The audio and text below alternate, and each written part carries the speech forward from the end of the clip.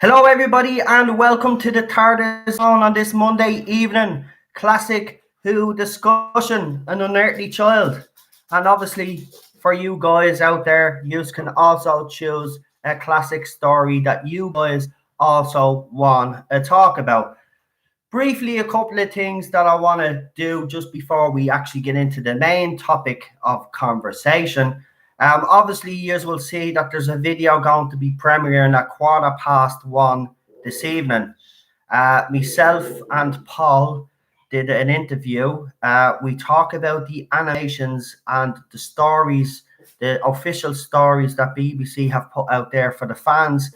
And we talk about all the conspiracy. Well, we don't talk about all the conspiracy theories, but we talk about the theories that we have. So check that out later on after the stream. Obviously, this stream might be well over before it gets to that time, but please do check that out. Also, as you do know, I did last night's stream an hour earlier than I usually do to see how it would go and basically to see if the viewers add up. Unfortunately, it looks like it's not working. Last night, unfortunately, when I went live, a couple of the big YouTubers went live at the same time. And this, unfortunately, even though it's an hour in the difference, it did affect the viewership of the videos last night. Now, what I've decided to do is do this stream, obviously the normal time, and I'm going to compare last night's stream to this stream here, right? Now, I already know that this stream is going to be better than last night's stream, even though last night's discussion was absolutely fantastic. That hour did kill me, and people start joining the stream late as well. So, you know, it's looking like so far that the 10 o'clock time slot is perfect. But again, as I said, I'll compare this stream to last night's stream, and we'll see where we go from there. Let me see. Also, just something I want to say. I've heard some disturbing news. So I won't mention the person, but there's someone in this live chat that didn't like the fact that something that they did got a dislike and decided to go and approach someone else in the live chat and go and ask them why. And that person was blocked then. That person then proceeded to make a fake account and text that person.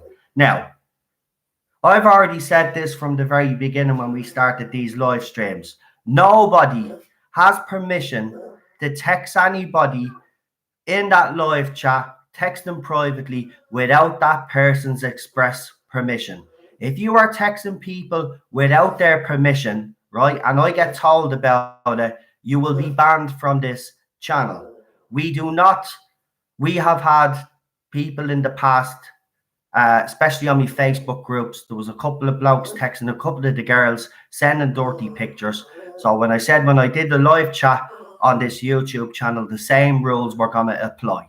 So unless you have I'm going to explain it again, unless you have the express permission of that person that you're texting, then that's obviously fine. If you do not have that person's permission to text them, whether it's on Messenger, Facebook, or whatever, right, then you've broken the rules. People don't want you texting them, okay, unless they give you strict permission to text them.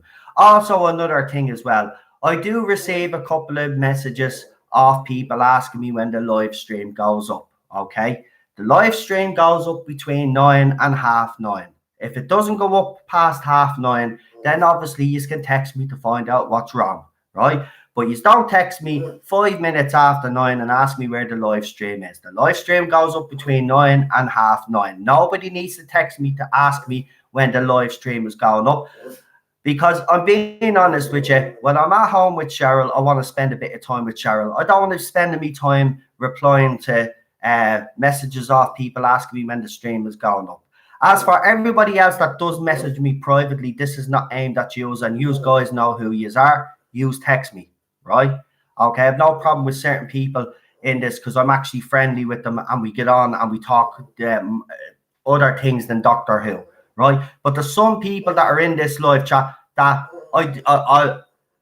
I'm not overly friendly with, but we talk, that are going and texting other people that they don't even are not even friends with. And that's the point. You need to actually stop doing that. People are uncomfortable with it. And if I get any more messages off anybody saying that someone set up a fake account to go after someone because they dislike someone, well, then the next time I see it in the live chat, you'll be banned out of here and you'll be banned out of all my Facebook groups as well. It's as simple as that. I'm not going to have anybody harassed. I've said it from day one, not to be going around and asking people questions and going in and blah, blah, blah. Just do your content, put your content out, done. Bob's your uncle. Right. I don't think I could be any clearer than that now, to be quite honest with you. And if it happens again, that person, and it's one person, will be receiving a ban.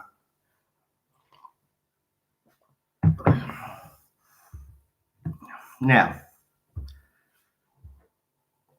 what else have I got? Yeah, in the next couple of weeks, I don't know when, but I still have to organise it. Myself, Gary and Neil will be doing a War of the Worlds review as well. And as I've also said to you guys as well, if there's any TV shows that you would like me to review, and then I will actually get a few people to do the review with me. I won't be doing reviews on my own. I'll do my own little separate reviews, but I'm going to start getting more people involved in the reviews with me. I will get people to come and see if people want to come on and actually do a review. So if there's any TV shows, not the live comments, as I said, put it in the comment section of this stream, not the live comments.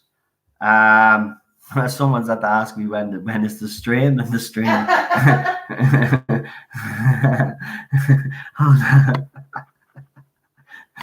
The stream is up, you know, Paul. Oh, I love it. I love it. We have some jokers.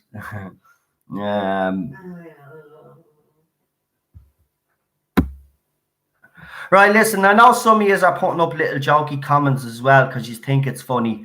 As I said, everything that you put up on this live chat reflects on this channel, right? And I am trying to make a conscious effort not to be using any bad language. So if you could do the same, please. Because I've also noticed as well when some people coming in to ring me in now just seem to be doing what I'm doing and dropping F-bombs all over the place. There's no need for it. You can get your point across. I'm just that way because I'm Irish, but I'm trying my best not to do it. You know what I mean? So again, as I said, there's certain things that reflect on this channel. Now YouTube again is after deleting more accounts again today, right? Even the bigger YouTubers now are panicking, right? Now as my channel isn't commercially viable right now, right? I cannot have anybody on this channel doing things that YouTube deem against our community standards, right? So I don't want to hear little jokes, right? And using bad words. That stops now, and your comment will not be put up. Look, it'll come to the point where I'll have to put a whole review on everybody's comment before it gets put up, and I don't want to do that, right? I don't want to censor this group, right? I don't want to censor the chat. Never want to censor the chat, but you have to help me as well, right? Okay, so you know, as I said, I've got to behave myself and start conducting myself a little bit better. And you guys in the live chat must also do the same. You must conduct yourselves with dignity and without using bad language as well. And when you come on to the calls as well, I don't want to hear any F-bombs either. I'm going to try stop as well. It needs to stop. We all need to stop doing it. So I don't want to see any little jokes where he's put dicks and pussies in and all this crap, right? Because the comment is not going up. End of. Anything that's done on this channel reflects badly on me, right? And YouTube are going around and are deleting people because of even live chats, what people are saying in live chats. So it stops now. And do me a favor, as I said last night. I know he's trying to get on the chair because his ball is there. He's something else. I know he put it there because he wants to sit beside his daddy. Mum, sit beside your daddy. Right, so I'm gonna try not to drop any F-bombs or any bad language, and I want you guys to do the same, right? Look, we've got I'm at the working too hard on this channel, right? And when I see YouTubers, bigger YouTubers than me losing their channels, right? I am really right now, right? I don't care about other YouTubers out there that have tried to sabotage me, right? At the end of the day, I've got bigger fish to fry, and that's YouTube, right? Now I've got to do everything in my power to make my channel commercially viable, right? I always said I was never going to monetize this channel, but unless I monetize this channel now, right, I'm screwed. They're not going to let me stay on YouTube, right? So we need to behave. We need to act civilly, right? I need to start. That's why I decided to do these classic streams, because you know yourself, it's a um, nice and relaxing atmosphere as well, and that's what I want, right? We've got bigger fish to fry. YouTube, what YouTube is doing right now is absolutely disgraceful, and I'll tell you why, right? There's YouTube started because of people like me and you guys that had user channels, right? People that wanted to create little content, or people that wanted to put little videos up, right? That's how YouTube started. Now YouTube has gotten a bit big for their boots lately, right? Because they've got all these private companies now that are willing to invest, and they've got their own streaming service. So independent creators like us are not viable to them anymore, right? And the point that I made to YouTube was, I says, well, what are you going to do when you do get rid of all the independent creators? What then? What is our next move? You think all these corporations are going to stick around, right? Because all this crap that's happening, you've basically cut off your leg. That's what you've done. You've basically bought a car without an engine. You're basically exterminating all the people that made your platform what it is today. And you ought to be ashamed of yourself. You ought to be ashamed of yourself. I'm seeing panic videos everywhere on YouTube. YouTubers talking about how their channels might be around too. And that's a horrible feeling, especially for those that have been on YouTube a very, very long time and have built up their support base, right? For it to be wiped out like that, right, is absolutely disgraceful. But I guarantee you, the ones that are up the ones that are up YouTube's bums, right, won't be affected. You know, the likes of I guarantee you as well, in the Doctor Who fandom, the likes of that Tardis on review guys, he won't be touched, because you know he sides with the commercial side of things with the BBC. He's so far up their arse that, like, you know, that it's unbelievable. He'll be protected, right? There'll be YouTube channels like that toe the party line, as they say, right? Channels like mine that criticize these things. They're the channels that are really in danger with this cull, and that's what it is. It's a cull.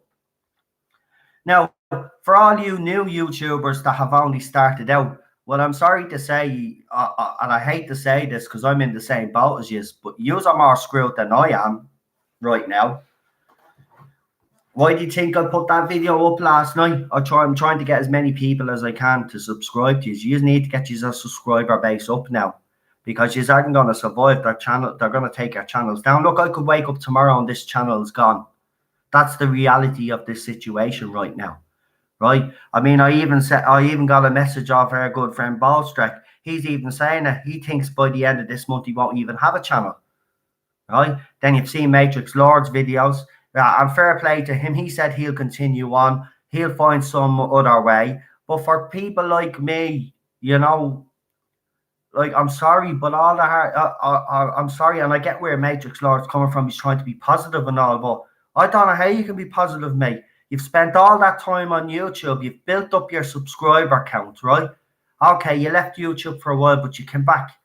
But you're building your channel back up again. You're getting your fandom back. You're getting your subscribers to watch you again. And then all of a sudden, YouTube's going to take that away from you. I'm sorry, but I'm being honest with you. You know, I know you're trying to look at the positive side of this, but there's nothing positive about it. They're trying to take your channel. We need to band together.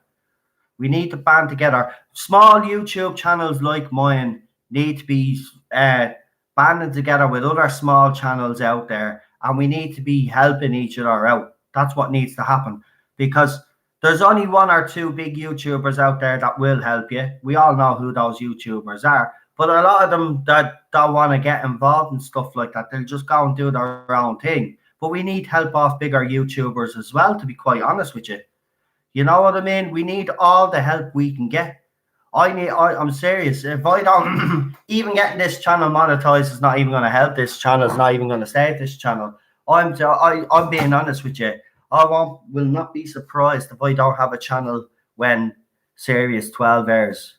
Doctor Who. All this hard work, all the stress, all the anger, all the happiness, all the news, everything will be for nothing. And that's the seriousness of this situation. And I'm sorry, I didn't want the first 20 minutes to be about that, but it is important that we highlight it. That's why it's imperative that every single one of you guys that's in this live chat, word of mouth, get me channel out there, word of mouth, subscribe to each other, to ask people to subscribe to me. Whatever you can do, it's important. It is. And even at that, still mightn't be enough to save it. But you know what? This channel is going down fighting, and that's what Matrix Large channel should do as well. Go down fighting. Don't let these people win. It's all right saying you'll carry on. Yeah, you'll carry on in some other form, but your subscriber count, your subscribers that you've built up will be wiped out, be gone. And I'm sorry, you've worked hard to get there, right? Like I've worked hard to get there. Why should we let them win? No way. But YouTube ought to, you know what? They ought to be ashamed of themselves. And I'll say it again, ought to be ashamed of yourselves. The very people that made your platform as popular as it is, and the only reason why you're getting all these companies coming in and investing is because of creators like us. Stop banging the table, you're shaking the screen. Sorry, love. I know, I'm sorry. I'm sorry for banging the table. I know I'm doing me banging the table. And focus. So, I mean, you know, I'm sorry. I just don't see it that way. I just don't see it that way. You build it up that much and then they just take it away like that. No, I'm sorry. And I've seen gutted people on Twitter. It's sad. You know what? A few years back, before I got into YouTube, I would have laughed at all these people. I would have laughed at all these people. It's not a rant, by the way, and I don't want to hear that either. So wait for a minute.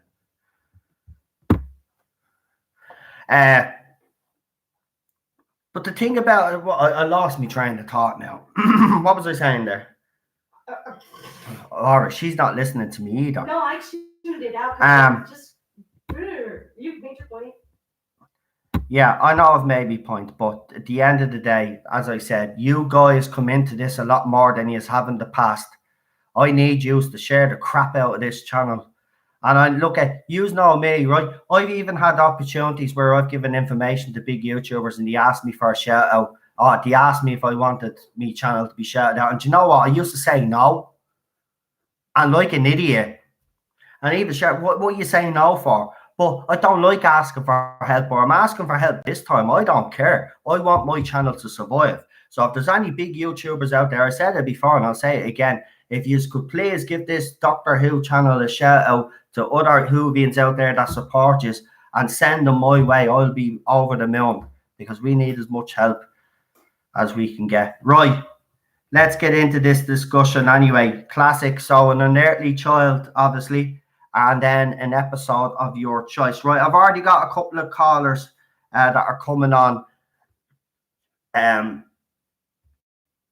But again, just to remind me, I've already got Daniel and Yvette. So you don't have to text me. So if there's anybody else that wants to come on to talk about their own Classic Who episode and also wants to talk an unearthly child, and you can talk about the pilot as well if you want to make comparisons, whatever you want to do, that's up to you ourselves. So I need you to all start sending me a message on Messenger now, whoever wants to come on. I see there's 30 people watching right now. If you could do me a favor and hit that like button if you've liked what I've had to say. And also, if you're pissed off with YouTube, hit that like button. Show your support for this channel. Even if you don't like me, please give that video a dislike. I don't care at this stage. Whatever. Come on and comment. I don't care. Say whatever you want. I need all the support I can get, and I'm not ashamed to say it.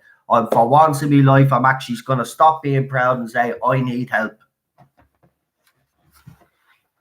I'm serious. I'm not letting you. And scene. That's it. I am not letting YouTube take. No way, man. I've worked too hard. You know what this stream needs? You know? I need alcohol. This stream needs Alcohol. No. Dad, come here. No, I need alcohol. That's what I need. I have one beer. No. Oh, you have a beer? I have a beer. What is it? The Whovians. Give me it to me. I'm going to have a beer. Because you know what? I deserve one. Actually, do you know what? Would you like it in a pint glass? You just want to open the bottle of champagne. Oh, no, that's fine. No. Can't. Yeah. Oh! Michelle, you don't need to share my channel. You've only got a few subscribers. So what you do is you share your channel. Don't worry about my channel. You share your channel. You need to get your channel out there just as much as I need to get my channel out there. So you concentrate on your channel. You don't need to be. What did you do? No, you got to. Did you wash that glass even? Yes, No, you didn't. I did though. I'll be back now. She never washes glasses. Oh, yeah. I do though. You don't. You I didn't know wash it's it. just foamy. I don't care. You don't. I use washing up liquid on those glasses. Tonight, on a very special edition of the Tardis Zone Live, Noel decides Cheryl cannot pour a proper beer. No, I'm looking at the size of the head on it. Why are you at? That's because it's just foamy. Is this wheat beer? Yes. Oh, this is It's this supposed wheat beer. to be foamy. I hope you're all enjoying our domestic. Right, let's see. Good Lord, Noel. It's great. It's great. Do you love us? Look at 40 people are watching this thing go down. Right, this is some sort of wheat beer. Now, I've never had wheat beer, but Cheryl is this, like, you know, she used to be a vegan. She used to be a pretend vegan, but used to lecture people on being vegan, but used to secretly eat meat herself. No, that's not at all. No, right. that's the way I'm saying it, because that's exactly the way it was when she met me. Right, hold on.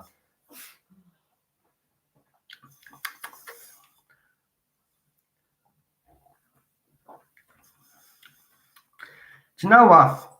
It's always strange when you taste beers from different countries. That's not American. It tastes like piss water. It needs an orange in it. No, well, right. For starters, if any alcohol needs fruit added to it, right, well then, I'm sorry. You can have your piss water here. Okay. I'm not drinking that crap. Jesus, give me a proper Irish beer. Greek beer is better. Nah, Hop House 13, man.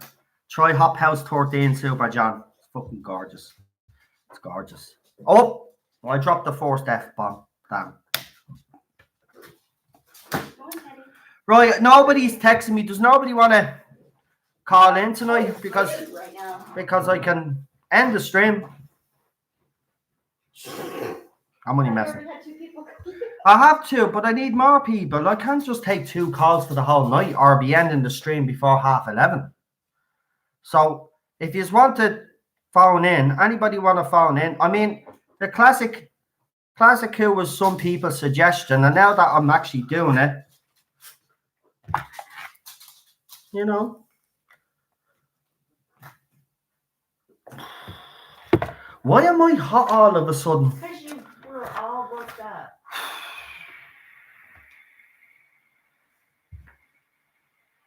Jeez, do you know what?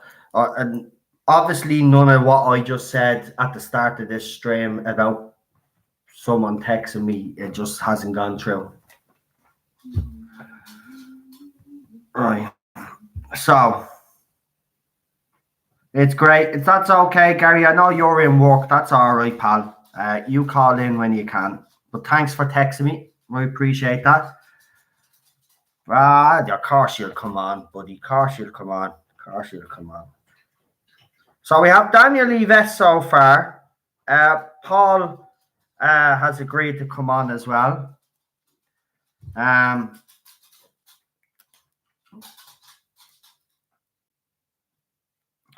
tell you what I'll do. I'll give a few I'll do the shout outs, and by the time I get to the end of the shout outs, if I don't get any more messages, then we've obviously just got 3 people on tonight.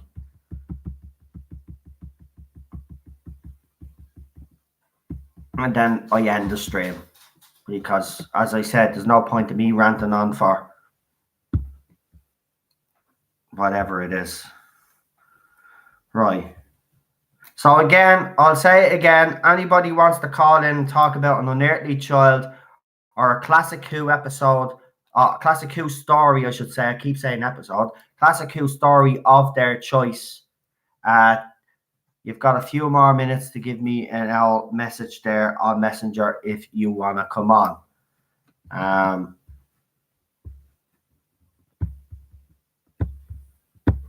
So we've got Stephen Cassidy here. We've got Peter. We've got Rocket Runner. We've got Michelle. We've got Gary. We've got the Stephen Griffiths is here as well. We've got Rocket Runner. Welcome. Charlotte is here also. Welcome. Teddy is crying in the background. Amy, welcome. Extra Spice Mikey, welcome.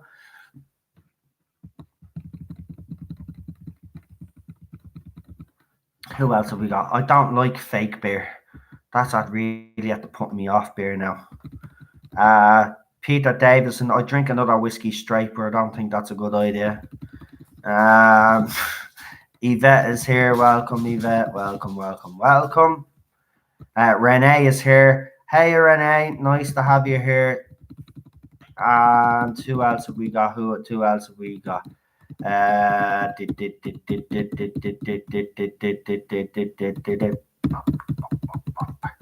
Oh yeah, I will be practicing me number because obviously I promised people that I would sing a song. So from next week onwards, I'll be practicing for this song that I'm going to put up on my YouTube channel. If I still have one, there is. Crusader, welcome. John Coogan is here, welcome. Peter Davison, I think I mentioned you, but welcome anyway, my friend. Leland is here, welcome. Who else have we got? We've got Paul, obviously. I'll be taking calls now in a second. Who else we got? We got Lindsay. Welcome, Lindsay. Nice to have you here. We've got Widhams7 is here. Welcome, Widhams. Nice to have you here. Doctor Who boxing match should pay money. Do you know, I was actually even saying that, but I guarantee you, like, if I actually challenged him, he'd back out. I wouldn't mind fighting a Doctor Who YouTuber, especially a Pro Jody. That'd be fun. But I wouldn't want to do it in boxing. Can we do MMA? Yeah, that's only going to end one way. I'll get Conor McGregor to train me. I'll drink his proper 12. Super John is here. Welcome, Super John. Nice to have you on board tonight. We got Daniel as well. I don't know if I mentioned you, Daniel. I forget, but I'll mention you again there. Unknown289. Ban Noel, he sweared. I know, I accidentally did let one off, and I apologise. And arse, by the way, is not a curse. Because in Ireland, it's not a curse. It's not a curse. So if I say licking someone's ass, that's not a curse. Right? I could say stuff like that. I'm just not allowed to say the F word or the B word or the C word or any other word. Bad Wolf 66 is here as well. Welcome, mate. Welcome.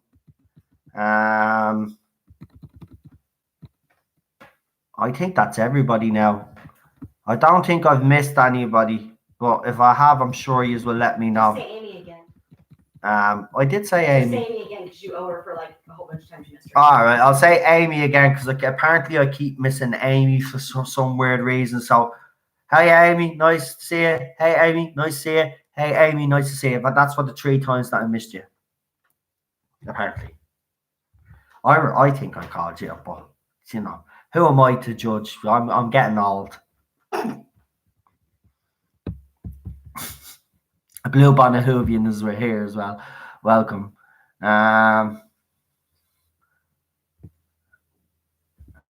Blue Planet is here as well. I'm not putting that comment up. It's sorry. Well, sure. Well, okay, you can make a comment on it, but I mean, we don't talk about. But that is funny. That one was funny, actually. Welcome, Blue Planet. Welcome. And Raymond Williams is here as well. I knew I forgot someone. There you go. I always forget. Right, so all in that whole time, nobody else texted me. So we've got Daniel, Yvette, and Paul coming on tonight. So 3 calls, 15 minutes each. So hold on, that'll be. So the stream will be over in an hour, 11:30. Maybe there isn't a demand for classic as I thought. I might have missed. I might have maybe do the same form miscalculated on this one. What do you think? Who else have we got? What's wrong with you, buddy? Come on up onto your chair there. Come on. There's no point crying. There's lots of bad stuff happening in the world. You know? Yeah, I get you. Little fecker is crying there. Right. What have we got? What are we doing? Right. Ted. Well, I was thinking of doing that Wednesday, thinking we'll pick a classic story. And then we'll do series 1 of New Who, but can you hear? I know they can all hear him. There now he jumps up as soon as you. Oh, he wants you to play with him. You'll have to play with him. Well, then take the ball away. Right, I'm gonna get the first caller on. We've only got 3 callers, so well, I suppose we'll have another video for later on. I might bump it up now. Now that I know I'm not going to be on for the whole 3 hours, I might bump up me and Paul's stream to right after this stream.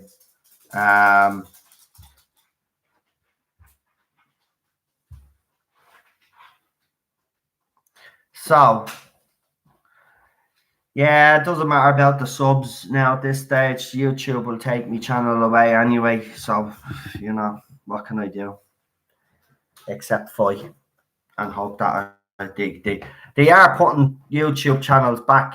The only problem is when they're putting them back, either the subscriber count is wrong, or the watch hours are wrong, or not all their videos are going back up.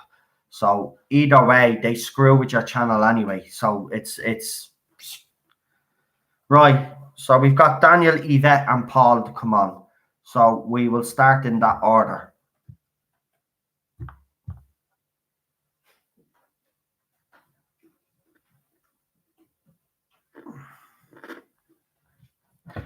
So Daniel, just check your phone there, my pal. I've sent you a message. I made a comment in the chat, but for people that are suggesting things like maybe one day a classic, one day a new, or any of the suggestions for stream ideas, if they put that in the comments after the stream is over, that'd be good. That way we don't miss any. Yeah, that's actually perfect. That's a great idea, actually. So if you have any suggestions for, well, no, that actually doesn't make no. Hold on. Right. If anybody has any suggestions of what they would like this channel to do to get you more involved, to get more people calling in, we used to have 7 or 8 people calling. Now I understand it's winter and a lot of people get sick and all that, right? But let's be honest with you, we get 1 or 2 maybe new callers maybe every 2 or 3 weeks. It'd be nice that people that have been in the live chat a long time now, use guys that said that you are building up the courage to actually ring in, build the courage up and start ringing in, because we would like to hear from you guys too. You know what I mean? I want to get as many people involved in the calls as possible. So if you're going to make a suggestion, don't make the suggestion unless you're willing to come on and talk yourself. Because, there's no point. I'm being honest with you. I'm trying to make this channel as interactive as possible. And it's not going to work if it's only me doing it all. You know what I mean? I need more people to join in, basically, right? So we got people that have said that they're willing to join. They're building up the courage. Well, that was a few months back now. So for those people that said that, could you not come on and so we can break it up a bit, have new callers as well as the callers that we normally bring on. You know what I mean? Because 3 calls a night. If I come on and do a live stream and I've only got 3 calls, right, then I will have to talk a lot more. And to be honest with you, I want to hear you guys, right? I want fans to hear you too, to listen to your opinions. It shouldn't be just me talking. You know what I mean? So 3 calls a night, to be honest with you, is not good enough. So what I'm going to do now from now on, before I come on live, I'm going to find out exactly how many people, how many callers I have before I do a live stream. And if I don't get hold on for a minute, Ted. And if I don't get more than 3 calls, I won't be going live. I'm sorry, but it's not worth me time going live, because the reason why I took the live calls because you didn't want me talking all the time. Now I'm starting to have to talk all the time because but you know what I mean? Like, come on. It works both ways.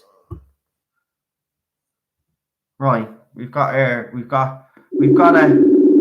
regular tonight. Look, just while I take this call, if someone new can build up the courage tonight to come on, I'll bring you on. Hi, how are you tonight? I'm actually great. I know it sounds like I'm moaning at people, but I'm not. I'm genuinely trying to get a lot more people involved in this channel. I'm trying to make it as interactive as possible and get as many people on as we can. I mean, Daniel, you were nervous when you first come on, and this is not part of your time. Could you just how many times have you been on now, Daniel? I've been on over 10 times now. There you go. And can tell me, for those people that are nervous out there, does it get any easier or does it get any better? Or does it get any harder?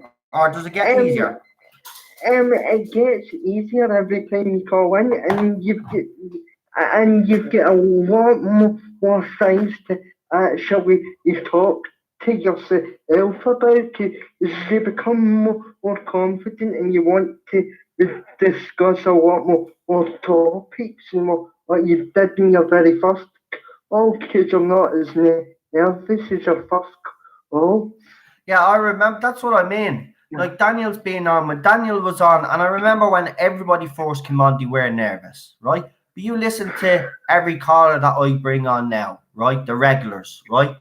The reason why they're regulars is because they're the ones that are willing to come on all the time. And you can see that they have all grown in confidence, like Daniel. Daniel is even considering doing these, and hopefully Daniel does get to realize his dream, get his YouTube channel up before YouTube decide to do that. But that's what I mean. So those guys that say yous are shy, and yous are building up, yous won't. The point I think I'm trying to make is the longer yous leave it, the worse it's going to get. The worse yous won't come on.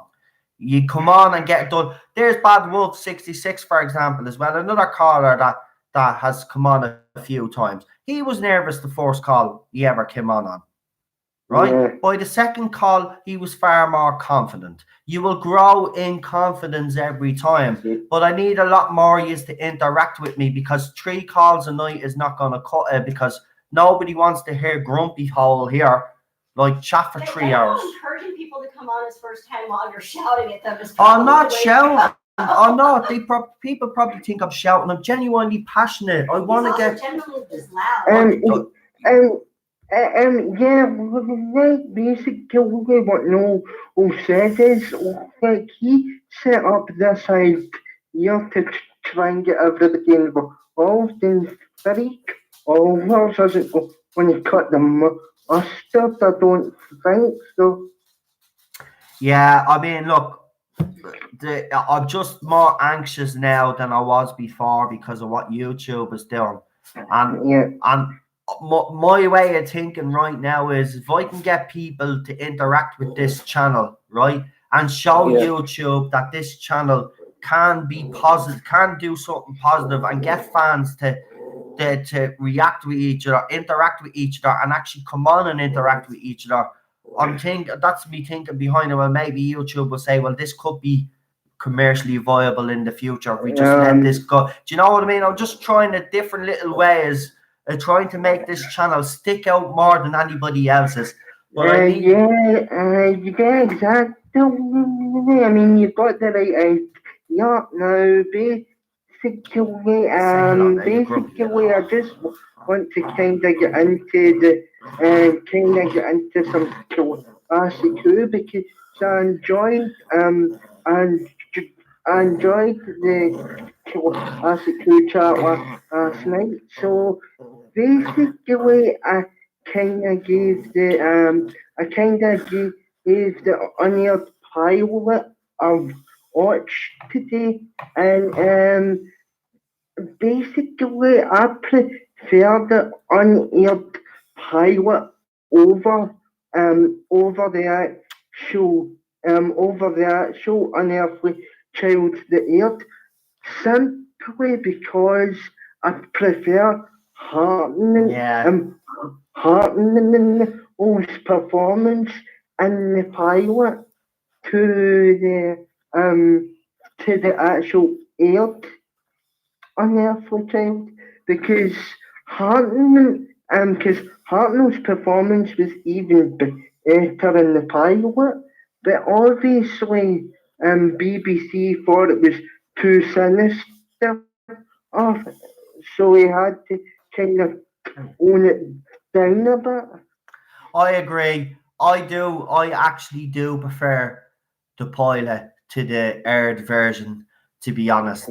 I did like the harshness of William Hartnell's first take of it. Now, obviously, we did see in the movie. Now, I don't know if it was true that he didn't personally like the way he actually had performed it the first time round, but I actually liked that. I did like that. Even the scene in the scene in the scrapyard where he's talking to Ian and Barbara, and like there's a bit of pushing going on. I was like, oh my god, brilliant. And the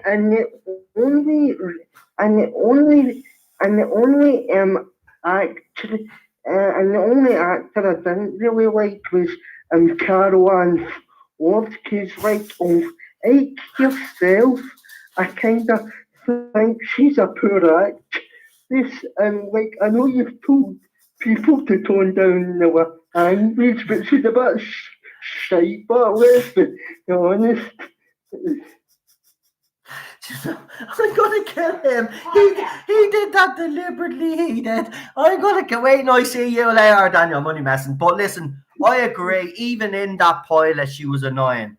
I mean, I honestly, and I'm not saying this to be disrespectful to Carol Ann Ford, right? She obviously look at it's still Susan, no matter what, right? She was still an important part of Doctor Who.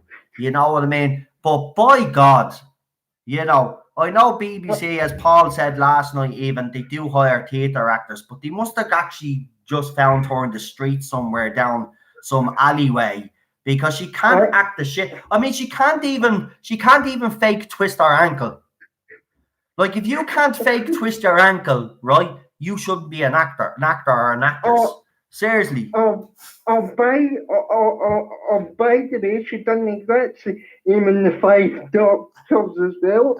Absolutely horrendous. She's got no acting ability whatsoever. Oh, when she was running down the corridors with what's his name? I can never say his name properly. The fella that played the Doctor, the first Doctor that wasn't William Hartnell, Richard Hortnell, is it? Hortel? Yeah, him. Even when she was running with him down the corridors, it looked pathetic. Even he was bad. actually. Anyway, like the actress that played Barbara was actually pretty good. I thought She's very, very her good. her and Hartnell were the two stars of that first I agree. episode. I agree. I 100% agree. I don't think that show would have worked if it had been just Carol Ann Ford and William Hartnell. It did need those two, and by God, I think that's one. I'm being honest. Richard Hurnell. Yeah, I can never say his name properly. I mean, it's not one of the best Tardis teams out there, but for the very first Tardis team, it was actually a good solid team to start off with. Personally, And like I kinda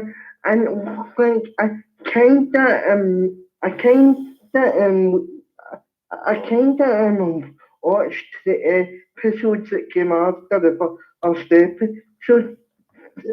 So just to get a kind of feel even of the dynamic, as I hadn't really delved into Hartnell all that much, and like you can see that Opera is the strongest between the three companions. I mean, Ian is okay. I mean, I like Ian, but it's Barbara that's the strongest, and Susan, I don't give a crap about. Basically, he's just annoying. So, yeah, like, I'm being honest. If Susan, I'm out of the four of them, obviously I would have been watching it. I was invested in William Hartnell's character. I was invested in Barbara and Ian. But Susan, I was like, oh, so if she dies in the next episode, I don't give a crap. I'm being honest. And again, no disrespect to Carol Ann Ford, a woman like that cannot act, that was able to make a career out of it. You have to give them. I'm supposed to do jazz hands, but you know what? As I said, if there's anybody out there that has anxiety, well then put your fingers in your ears, yeah. But I have to give it to her. I have to give her a clappy because, you know, even in the Sarah Jane Adventures, I think she popped up as well, didn't she? And she was terrible in that, apparently. So she still hasn't changed her acting. So her acting is still the same. And like I said, though, I felt though that the Unearthly Child was a good sort of solid start though to the actual franchise. And I know I'm going to cheat a bit here, but I'll give you my rating just now because I like to be a bit different as you've already seen. So basically, for the Unearthly Child, I thought it was a really good start, and it actually surprised me how good it was. So I'll give it a 4 out of 5, though, because I really think it was a solid start to the franchise. Here's a question for you all, actually, including you, Daniel. So we all know the history, obviously, of the first episode, and we do know that the first episode obviously was re-aired because of the Kennedy assassination. But here's the thing I want to ask people in the live chat, including yourself. If BBC hadn't, right, if Verity Lambert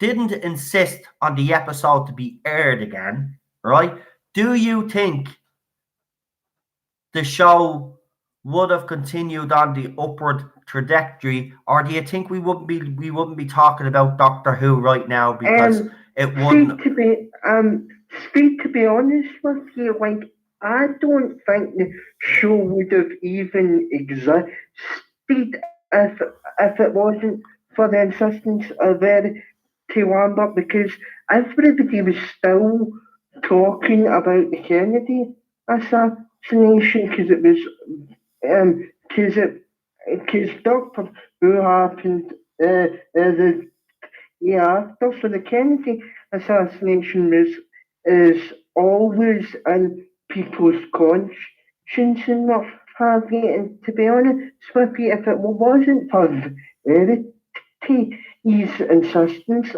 I don't think the show would have even continued, because if you think about it, though, if you think about it, though, we could have,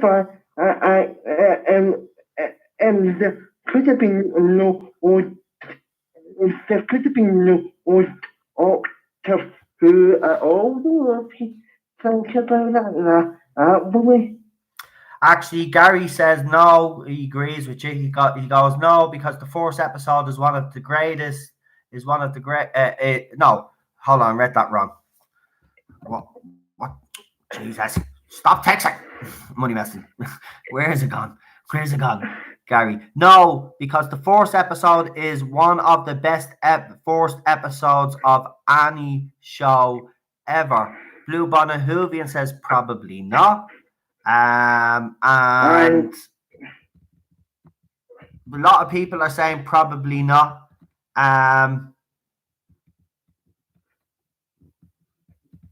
Raymond Williams actually makes a good. He says, "How much better would it have been if at the end of episode 1, An Unearthly Child, we end up on, where was it? Why is everybody? What? We end up on Scarrow facing the Daleks instead of the cavemen." Yeah, because I felt at some parts the caveman is a kind of a calming down period. It took a bit of a dip during the caveman story. So yeah, I would have seen, I can kind of see your point in here, because all that momentum from the Unearthly Child is kind of extinguished. So I only in the caveman an episode due to it being a bit so paced. To be honest with you. Listen, now, you know I've been, so last night, Zoners, I put up the first review by everybody, so people left reviews in the comments. Do me a favor, do them in paragraphs and short paragraphs, so I can screenshot them and get every single part of your review. If you put it in one big long paragraph, I'm not going to be able to put it up. So put them in small sections. But do me a favor, if anybody has seen the unaired pilot as well as the original, I want you to give the rating for the unaired pilot as well in the comment section of this video. I will be putting up after the next classic stream. I do it after every 2 streams. I will put the rest of the reviews up. Daniel, just to go back to Unearthly Child is obviously is what you wanted to talk about. I mean, so the Unearthly pilot. So the Unearthly pilot, I give 4.5, right. and for the TV and for the TV I give I give just a standard I give a standard. I need you to stop doing that. Put me off. Or just write what you need to write down. Let me know. Whatever you need to tell me, write it down. So, because all I'm seeing is you waving like this and doing something, and it's put me off. So yeah, for the for the Unearthly one, I give a 4.5, and for the TV one, I give just a normal 4. So it's still pretty good, but I do prefer the pilot. And the other story that I need to watch now. I know you have sort of mixed feelings on this episode based on past comments and all I've streams, but I genuinely enjoy the remembrance of the Daleks. So it's the only good with story and season 25 really. The rest of it's kind of crappy in my opinion. So that as well, I think, gets a 4 as well. You notice how like even episodes I enjoy, I don't really give 5 out of 5 so because I'm a hard taskmaster. Although 5 out of 5 would be Genesis of the excellent. For everything else, I enjoy pretty much as down a 4 or a 4.5 because I'm a hard asker and I usually find a couple of alts and episodes still because I don't really have a life base and I usually find something to moan about though. So You're like me. Paul says the caveman worked fine, just fine. It was the get away, which is our words. Exposition uh, about time travel. Sorry, staying on Earth cements the time travel aspect. I think people just deliberately put hard words up just to catch me out. um, I'm only messing. so basically I'll go back to remembrance of the Always for a few minutes, right? Back to the point I was um, saying in my last call, because basically I like stories where you don't know who to trust or whatever. See the sergeant guy, Sergeant Smith, he was a great, he was a great character though. Oh, so when we get though, you wouldn't trust him if you wouldn't trust him if your life depended on it. No, then you've got then you've got the Radcliffe guy who is a 1960s fascist, but a great character as well. Then you've got the schoolgirl that still creeps me out till this day. She gives me the yeah, no, she's creepy. Yeah, yeah. I mean, lots of comments about people how long they've been watching it. 76 Trotters Lane, the scrapyard returned in remembrance, says Um, Unknown 289. yeah, and I just like, and that episode kind of made me change my opinion on Sylvester McCoy because before I saw that story, I didn't really like Sylvester McCoy and had in the previous series took McCoy in the same direction as what he was in remembrance the Daleks. I think people would be more fond of McCoy's Doctor. Now, I don't mean to be controversial here, but like I'm just putting out that point though, because that's the worry made me have a bit more respect for McCoy. Oh, to be honest, because let's face it, the previous series is a lot of crap though. Oh, to be honest, and remembering to the Daleks made me change my opinion a wee bit on Sylvester McCoy. Had G&T had the urge to keep going in that direction. I think maybe Sylvester McCoy would have been a bit more high regarded, but G&T is like the Stephen Moffat and in 1980, so there's no consistency for if John Nathan Turner, and he's an arrogant sod as well. seriously, you should go back and watch the interviews of John Nathan Turner. He comes across as an arrogant sod, basically. So most of the fandom right now. Yeah. Right, Daniel, we've actually ran out of time there, my friend. Listen, thanks for coming on. It's great to hear your points. But do us a favour in the comment section now, not the live comments.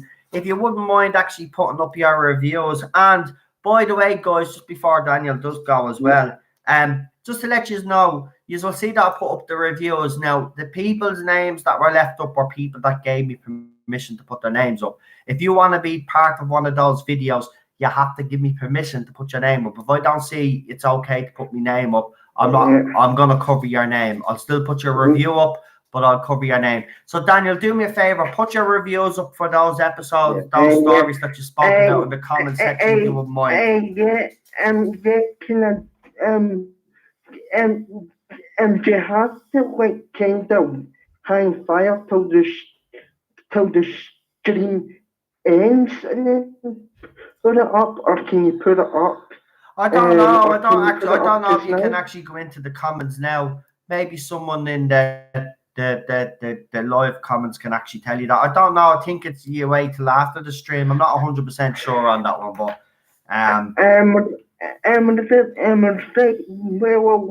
where you go and get on a vet or whoever you get on next. But thanks for having me on.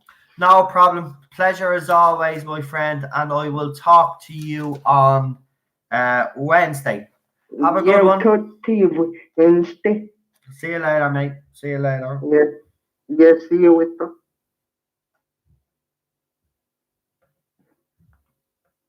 Now, that was Daniel, everybody. Great call by Daniel as usual. Hold on now. I just seen a few little things I want to check out.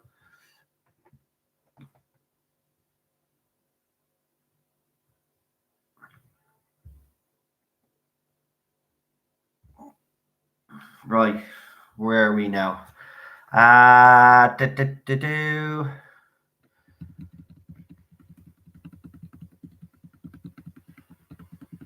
Just check and see if there's any new names pop up, because while I take a call, it's just good to check. So there you go. That's the type of call. Daniel decided he wanted to come on and talk about an unearthly child. Obviously, if you just want to add some points to that, or you just want to talk about just our own classic Who episode, we've got 2 more callers and then we're actually finished. Don't forget, myself and Paul have done a classic animation theory video.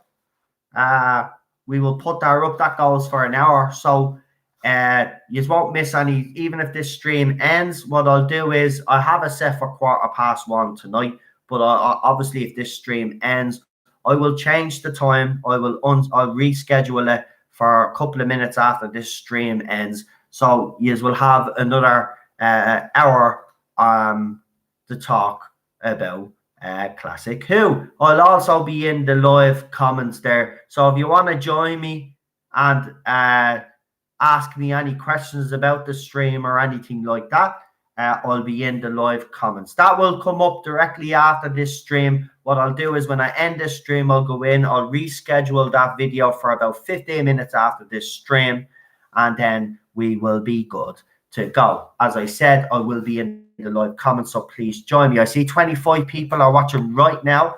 If you could do me a favor and give the video a thumbs up, even if you don't like what's being said here tonight, give the video a thumbs down. I always get around 3 or 4 anyway from the 3 or 4 gobshites that just keep thumbing down every video I do. Do you know what? It's actually, they have a little tiny bit of class, right? Because when I've put videos up of legends of who legends of the fandom, legends of the show pass away, is the only time that they actually don't give the videos a thumbs down. But to give other artist videos that I put up a thumbs down just goes to show how pathetic they are anyway. So just Yeah, thumbs up, thumbs down, doesn't matter. I don't care if I got 5 dislikes, Michelle. I don't care how many dislikes I got. I don't really want to know. Seriously, I'm just saying, just whatever. Like the video, dislike the video, subscribe, hit that like button, all of that nonsense. Right, why is he growling at you? Oh, because he did his thing. Oh, okay. Right. I thought Teddy had a poopy. We will do New Who, right? Because I'm being honest with you, right? If the numbers for this stream don't add up, this is this 3rd classic stream. If the numbers don't add up, I'll have to mix it up between classic and new, because it's all well and good doing classic Who, and it does draw classic Who fans in. But I've got to also remember that this has fans since 2005 that don't know much about classic Who, so I have to incorporate them in as well.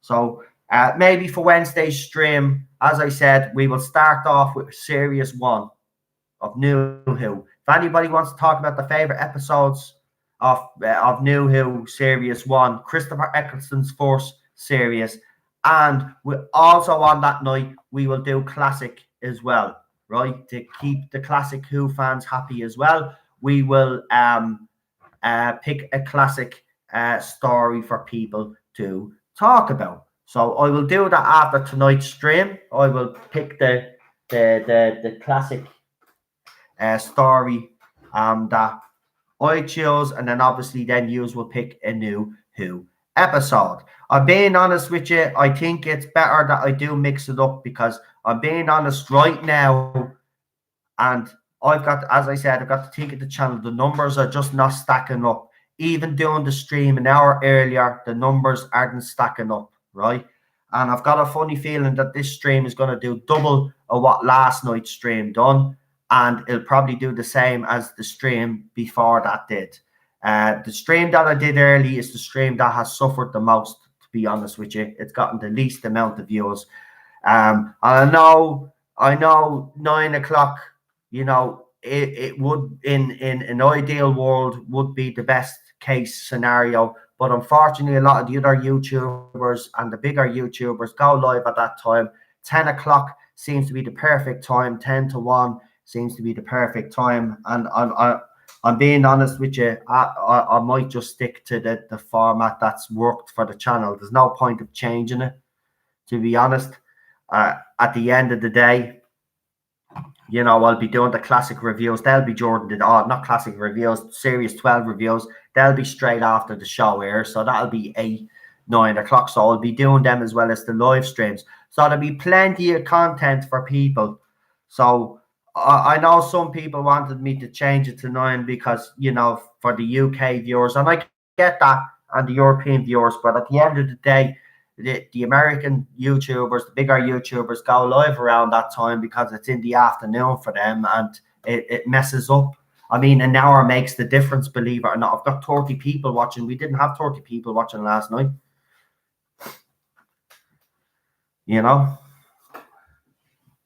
Right. Next call. Are you watching me on your earphones? Are you watching me on your earphones? What did you want to say to me that was important?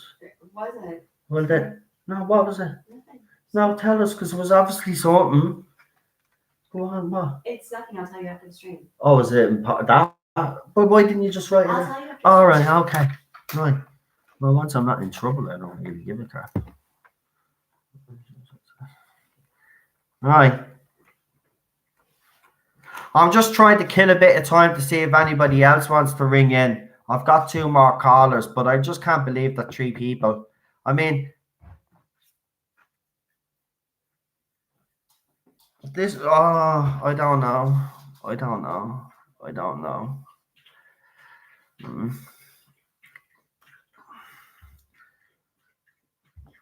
Sometimes I should just listen to the voices in my head. I had a plan. It was working. Right. Listen. I'm going to say it again, and I don't really want to call this person out, right? But listen, right? I've got all the callers that I have here, right? There's one. The reason why I'm calling out is because there's another caller that was supposed to come on tonight, right? Now, you've sent 5 messages to me already, and you're still sending me messages. You need to stop, okay? You need to stop sending me messages. You know who you are. Stop sending me. I don't want you sending me messages anyway. I'm sorry, but I'm getting to me point where someone will have to say something to this person, because I don't know how many times I have to tippy toe around this situation, right?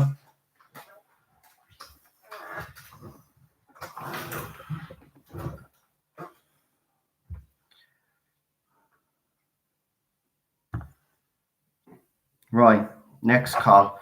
I'm serious. I just Yvette is next.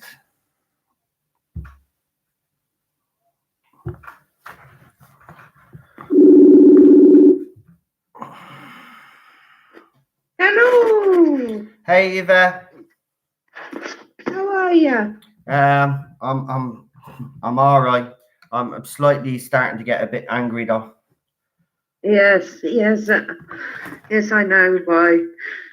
Anyway, I'm hoping I'll get all this in 15 minutes because I've done a synopsis of Destiny of the Daleks, and I hope I can get it all in time. Well, listen, look. If we run over time because you have us, because I've only got one call after this. Look, if we run over time, you can continue on until you're finished. Okay. All right. Right. So Right. the floor is yours. Yeah, right. I want everyone to sit back, relax, and listen to my voice. I'm going to tell a synopsis of. Right. Well, I won't even put you on timer. What's the point? You know what I mean? It'll just disrupt you. So I'll just, do you know what? While you're doing your synopsis, I'm just going to go off and bang my head off the wall there for a few minutes. I need to actually. Oh, okay, no. Right, walk away for a minute. All right. So you All go right, ahead. darling. So Yvette has what's the synopsis on? Sorry, I forgot to ask. Destiny of the Daleks. Right, she's doing this. There you go. Destiny of the Daleks. So I'm actually looking forward to hearing this as well. Paul, I'm going to me happy place now. It's actually me freezer. I'm going to stick my head in it. Poor old no. All right, everybody, sit back, relax. In the Dalek timeline, Genesis of the Daleks is actually the very first story. As we all know with Doctor Who, it's timey-wimey. The second story that follows directly on from Genesis of the Daleks is Destiny of the Daleks. So I thought I'd do a synopsis of that. It's written by Terry Nation, and the script editor is a wonderful person, Douglas Adams. So it stars Tom Baker and Layla Ward as Romana. So it starts with Romana regenerating. Okay, Teddy, you don't like my voice, I know. Romana changes several times and ends up as Layla in the end. I know, we all like the other one. Anyway, they land on a planet which they have no clue what planet it is. But unknown to the Doctor, the Tardis has landed on Skaro. Anyway, they're walking along and they come across some humanoid slaves burying someone. Then overhead a spacecraft lands and it spins itself into the ground. They end up in an abandoned tech room because of explosions everywhere. And the Doctor gets pinned under a column. So Romana heads back to the TARDIS to get K9, who's in bits, being repaired. But on her way back, she's being followed by a man. She sees the TARDIS, but more explosions cause the TARDIS to be blocked by rocks. Back with the Doctor, 3 aliens with guns appear. Romana gets back to the Doctor, but he's gone. Romana hides from the man that's been following her, but he finds her and she falls down a hole. The strange man tries to rescue her. Meanwhile, the Doctor is in the newly arrived spaceship, discovers they are Mabellans and are at war with the Daleks. The Doctor discovers at this point he's on Skaro. Romana wakes up at the bottom of the hole. Daleks, grey and black, crash through the wall. Romana is taken away for interrogation. She's sent to the labour camp. The Doctor is with the Mabellans. The man following Romana has been found by the Mabellans, and his name is Tyson. The Doctor, Tyson, and the Mabellans mount a rescue to find Romana. Meanwhile, Morana fakes her own death. Being a Time Lord, lady, whatever, it's quite easy, so she can escape. The Doctor and the team head to the Daleks' control room. One of the Mabellans is shot by a Dalek. The Doctor discovers the Daleks are drilling down into the old Khaled city. Khaled city, I beg your pardon. He remembers a shaft that goes straight from the first level to the fourth level. Daleks arrive and they escape up the hatch. The Doctor finds the grave of Romana, but fortunately she appears, standing by him. They head to the building with the shaft in it. The Doctor, Romana, the Mabellans, and Tyson reach level 4 before the Daleks, where they discover Davros. He looks dead. Davros' blue eye starts to glow. Davros starts to come to life, expects Daleks, but finds the Doctor instead. The Doctor takes Davros to another location. The Daleks are hunting them. The Doctor finds a room with a window and sends Tyson, Romana, to get help from the Mabellans. The Doctor wires a bomb to Davros and updates him on the state of the war between the Mabellans and his Daleks. It's an impasse. That's the only reason they need you, Davros. The Daleks break in. The Doctor threatens to blow up Davros. Romana arrives back at the spaceship. She sees a picture of Davros and asks them why they've got a picture of him. Then she's held in the spaceship as a prisoner. The Daleks, meanwhile, are trying to get the Doctor to give up by exterminating slaves.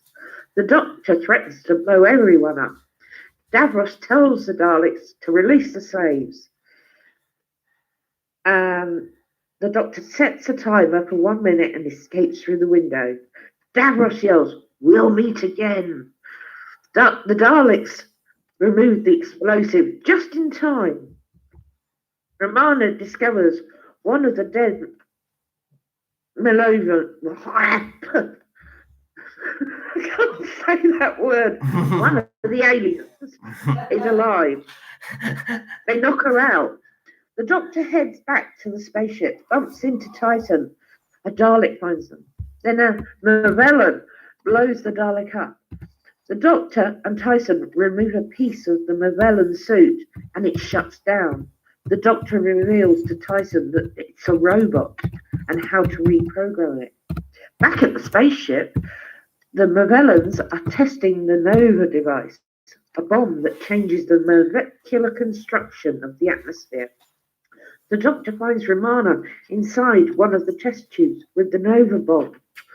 The Doctor can't get Romana out, and the bomb is counting down.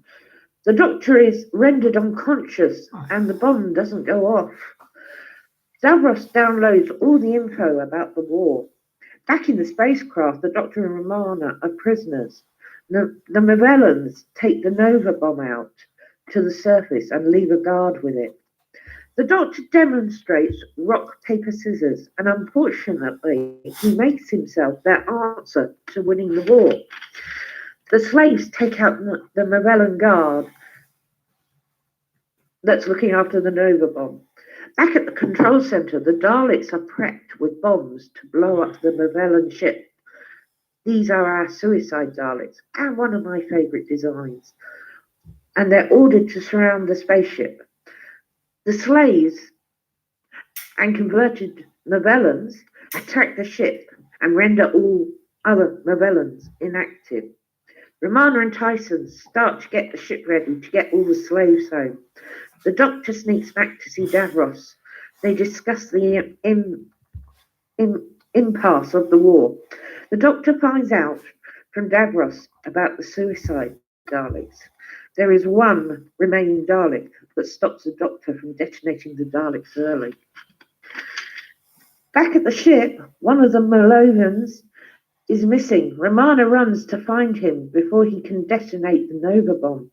The suicide Daleks arrive and take out half the slaves. Then they start to approach the ship. Romana gets to the Malovan, grabs the Nova bomb. The Doctor chucks his hat over the Dalek's eye. Chaos ensues and the Doctor destroys it. Davros tries to stop the Doctor from blowing the Daleks up early, but of course, the Doctor wins. Davros is put into a cryo chamber. Note, the next part of this story is a Peter Davidson one, and it's Resurrection of the Daleks. The ship escapes. The Doctor and Romana dig out the TARDIS and leave. The end. I hope you all enjoyed that. Hold on. You said, I won't have time to read all of that. You've got 6 minutes left, woman. It would take, no, it was like 6 pages long. I have to say that fair play to Yvette. You've actually went and you've made a real effort. You've even actually written it all bloody down. Thank you very much for that. That's brilliant. I have every single Dalek one. I'm a Dalek fan, and I will do a synopsis for each one. Well, brilliant. But I just like to say that Blue Bonnet Whovian thinks that you should do audiobook narration for sure, and she would listen to it, she said. Thanks, Blue. Well, I'll do a synopsis for all of the Dalek ones from the classic. I'll do one for each of the streams. Brilliant. Because I have all of them. Great. I think everybody would love that. If that's what you want. No, yeah, of course I do. Look, as I said, I just have to change it up a little bit. I'll have to make it classic and new. To do, but I've got all the real classic Dalek ones, which I think even if you haven't seen the episode, synopsises give you a really good picture in your head of what's going on. Right. Well, I hope so. How I try and write them anyway. Sorry, folks, the stream just went completely blank there for me a second ago, so you might actually see the stream cut out, but it's okay now, so don't worry about it. People might send me a message there to say the stream is gone or it's buffering. Just refresh it. It just kind of went there. But listen, yeah, Yvette, I'd love you to do that. Listen, as I said, I just have to kind of get the balance right. See, it's all well and good doing classic Who, but it's kind of isolating some fans out there that don't actually watch classic Who, you know. I get that completely, no. Yeah, and but as I was saying, even if you're not seeing the classic Who's, the way I do a synopsis is you can imagine it in your head. Although it's a very shortened version of the episode, it's all the key points, so you can imagine it. And anyone that's seen it will be playing the episode in their head fast. Do you know what the problem is with it? And it'll get people interested. Oh, that sounds good. I might buy that one. You need to come over. Can't hear you. Yvette. Yeah? You know what the problem is listening to you do that, I'm sure would have been really informative, but your voice took me to such a happy place that I think it just like heard happiness, and just there was the soothingness of the voice, and then I was like, I think I missed like 5 things of what she said. Oh, well, I could write them and Paul could read them because his voices are quite I think Paul had those. Well, here, as I said, it's brilliant that you're doing that because it makes the channel more interactive. And if any other people want to do something like that or similar to that and that would like to do that, I'm encouraging it. Come on and do it, because, like, you know, that's what I'm saying. I want Yvette is to do something amazing there. I actually think that was absolutely fantastic, and I was listening, even though I wasn't on screen. I was actually listening. So I mean, look, at the end of the day, this is what this channel is all about. I need to get more of you involved. I am actually receiving another message off someone. They've asked if they can come on, and I'm going to bring them on as well. So that's good news. So we might get to the 2-hour mark now. So I'm happy about that, because I was, you know, I'm not giving out, and I don't want people thinking I'm giving out or I'm ranting. I'm not. I'm really passionate that you guys are part of this and that you get involved as much as you can. Right? Well, and if it is coming across that I'm angry and ranting at you, I apologize. I'm not angry and ranting at anybody. I'm just so passionate. I want to get you more involved in it. And I want this channel to stick out. Yeah. And I want this channel. I cannot get more involved than I do. I tried very hard. I know. And we'll still get you on to do the sciencey as well. I'm going to be doing other, you know what I mean? I'm going to be doing, I'm even going to be doing reviews of different shows as well. It will be primarily still a Doctor Who channel. It'll always be a Doctor Who channel, but I do have to branch out, and I do have to bring other people on board you know what I mean, for this channel to survive. But it will be primarily and always will be. I've watched a lot of sci-fi over the years. Exactly, and there's plenty to talk huge about. Collection. Exactly. So we could talk about other sci-fi shows I can as well. talk any show. That's it. I'm real strong. Look, but I'm happy to do the Daleks classics, and I'm happy to do New Who Daleks as well. That's it. But I'll do the classics for now. I might do the Peter Davison one and keep the timeline going with this story with Davros. Nice one. They're in order. Nice one. Do that, yeah. Do that. That sounds like a splendid idea, yeah. Listen, Yvette, we're coming up. The very first, the Daleks wasn't really in the timeline. Yeah. That's far in the future to Genesis. And then Destiny is the next one next to it. And then Peter Davidson's one is the next one to this. Yeah. And they jump around, the Doctors, higgledy-piggledy. Yeah. But I know the timeline, so I can read them out in sort of an order of a story that actually makes more sense. Great. And I look forward to it. And even Paul said you can do a supernatural stream. I think, Sharon, you watch that? Oh, yes. Please, yes, please. No, what one of those stupid shows do you watch that I can't stand watching? The Handmaid's Tale. No, it's not stupid. It's fantastic. Handmaids. Yeah, I might even get Cheryl for you ladies, because yous are into this crap. I'll get her to do the The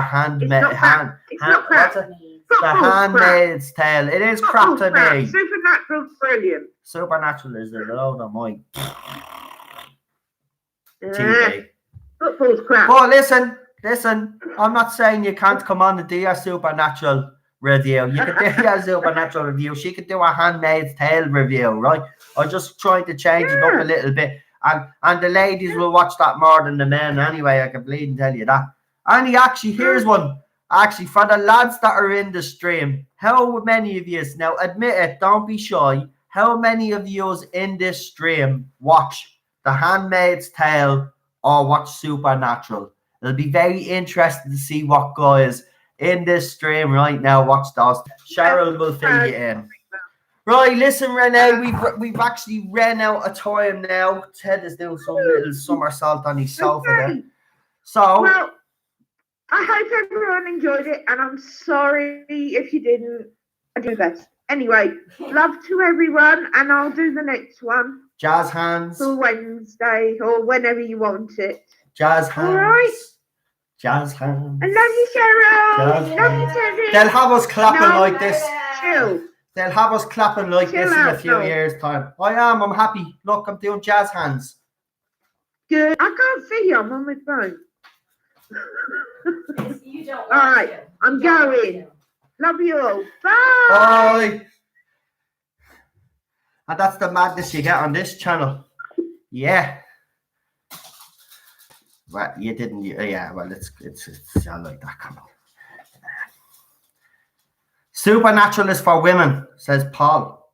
Not watched either apart from the pilot of Supernatural, says Stephen. So there, yeah, see, told you. Men don't watch them shitey programs, right? I'll tell you what men watch them. Men that are whipped by their wives or girlfriends, or I have to be careful the way I word this, or men that are into feminine stuff, right? Me personally wouldn't watch both. Cheryl's tried to get me to watch The Handmaid, but it doesn't look like that, and I'd be into it, to be quite honest with you. But I'll give it a go because she's watched my stuff, but I will give it a go. But I've already got the mindset that this is for women. So unless they do something that I actually like in it, that you're not going to change my opinion. There's certain shows out there for women like Desperate Housewives and all that shit, right? Oh, did it again. See what I mean? You make me do this because you talk about stupid shows. Vampire Diaries was good, and I'm being honest, I haven't watched it in years, right? But I like that. But to me, they were more like supermodels and actors and actresses. What? I know. I said I'm sorry.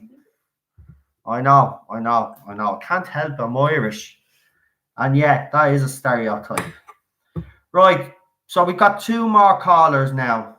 We had one, but we have two more callers now, thanks to a late edition. And I'm actually delighted that this person's coming on because they haven't been on in a while. So, if I can remember where I put the bloody names, there is. So we've got Paul and we have Andy coming on, Blue Bonnet Whovian coming on.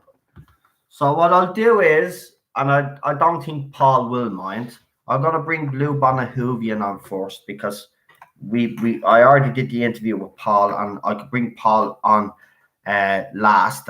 He won't mind that anyway. But hopefully he'll join for the live chat as well. Actually, Paul, yeah, I hope you can stick around because what I'm going to do is after this stream, I'm going to push forward Airstream that we did, and I'm going to put it up straight after the stream, and then I'm going to be in the live chat. And if you want to join me in the live chat so we can answer people's questions, that'll be great. If you're not busy, of course, I know you're sick and under the weather, but and if you want to get rest, I understand that. But if you want to join us, you can join. I know I swore. I said I'm sorry. Right? I'll tell you what, Cheryl will get a swear box. Right? Or I'll tell you what, we'll get we'll get something with a handle on it. So anytime with a glove or something, and anytime I do that, and Cheryl can give me a slap in the face with it, right? Will that make you happy? I bet you a lot of you in this live chat would love to see me get slapped around, actually. Wouldn't you? Because they're all sick. By the way, Cheryl just told me something off camera. She says, just keep an eye out, and this is to the moderators, just keep an eye out. There seems to be something going on with the like and dislike ratio or something. It keeps going up and down, up and down, up and down. So there's obviously trolls listening right now. So just keep an eye. See, they can't really say that because we're talking classic Who. They're only waiting to pounce until we say anything about our precious you-know-who. Right, let's bring on Blue Bonnet. I'll just send the text now. Actually, I don't even know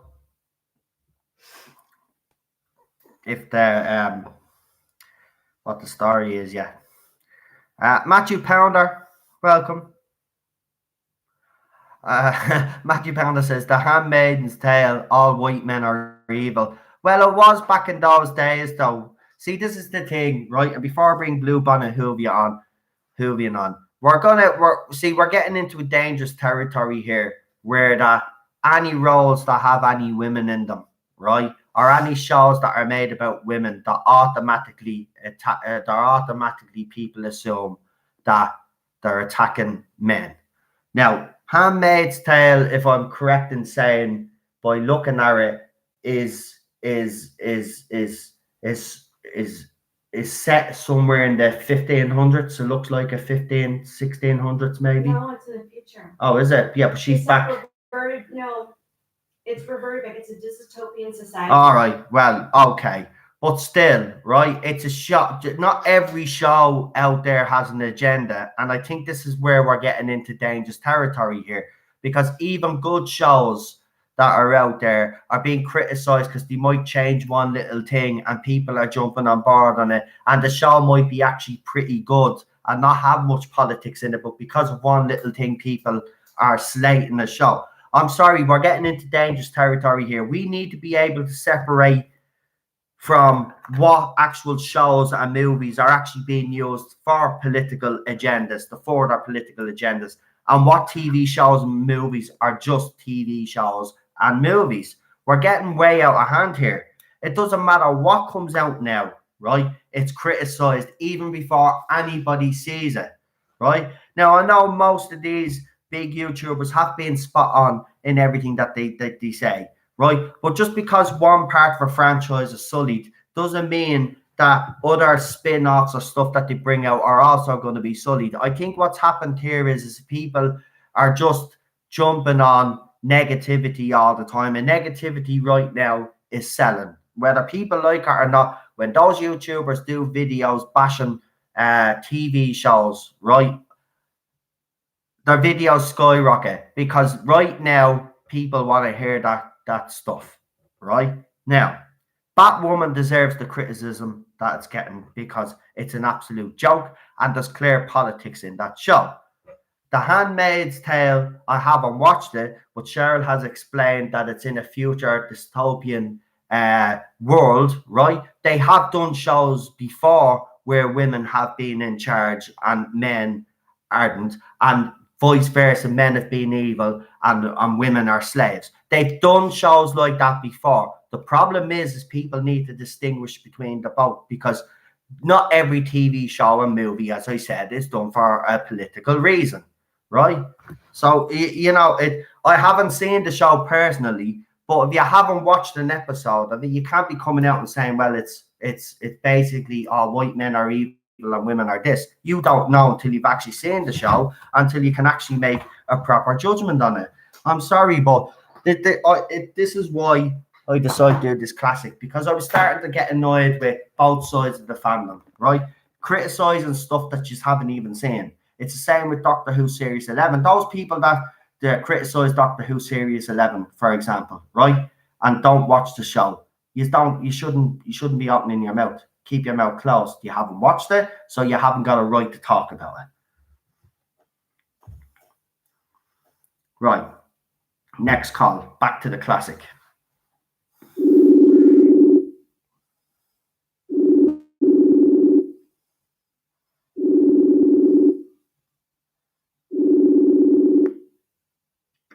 Hello?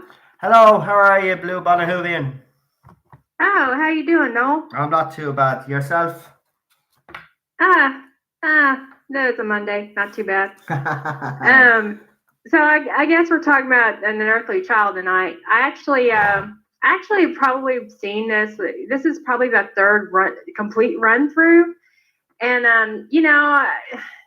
I always thought they're like, oh, I just really, really love this episode. And I do. I like the very first episode. Because it is very, very Twilight Zone to me. And I think they did a good job with kind of like giving that ambiance of that. And the only issue that I had with the very first episode was when he decided it would be a really good idea to lock Barbara and Ian into the Tardis. And to me, that seemed like not very doctory to me. And I realize this is like the first Doctor and all that, but it just seemed kind of like I couldn't see the Doctor doing that. But as a whole, I mean, I thought the first episode was really good, and I had forgotten until I got into the other parts how much I really hate the whole story arc of that whole Unearthly Child. With the cave people and the whole, in fact, I found myself getting really annoyed with just some of the characters and, of course, Susan. But I mean, as a whole, it's really it's honestly not my favorite classic episode by far. And yes, I know it's the first one, and everybody loves it, and but as far as I think the first episode is what makes it good, and the rest of it just seems like filler to me. I don't know what your opinion is on that, but that's pretty much my opinion on that. Just by the third run through with it, and I did think William Hartnell did a really good job. Other than that one little part of it almost seemed like he was being diabolical. And I'm not sure if it was because he was like his way of getting them to experience time travel and the TARDIS and all that good stuff, or it was almost seemed like very diabolical, which seemed very odd and kind of misplaced from his character later on. And I realized he was, this is the first time that he had kind of, played this kind of role. But yeah, that's the feeling I got. That was really the only issue that I really had with it. Other than Susan running around screaming, looking like an idiot. Yeah. Obviously, that, in the defense, just to play devil's advocate here, you've also said it yourself. Obviously, whoever were writing this character were obviously still trying to find the character, and Hartnell was obviously trying to hone it himself. I do agree with most people. The first episode is fantastic.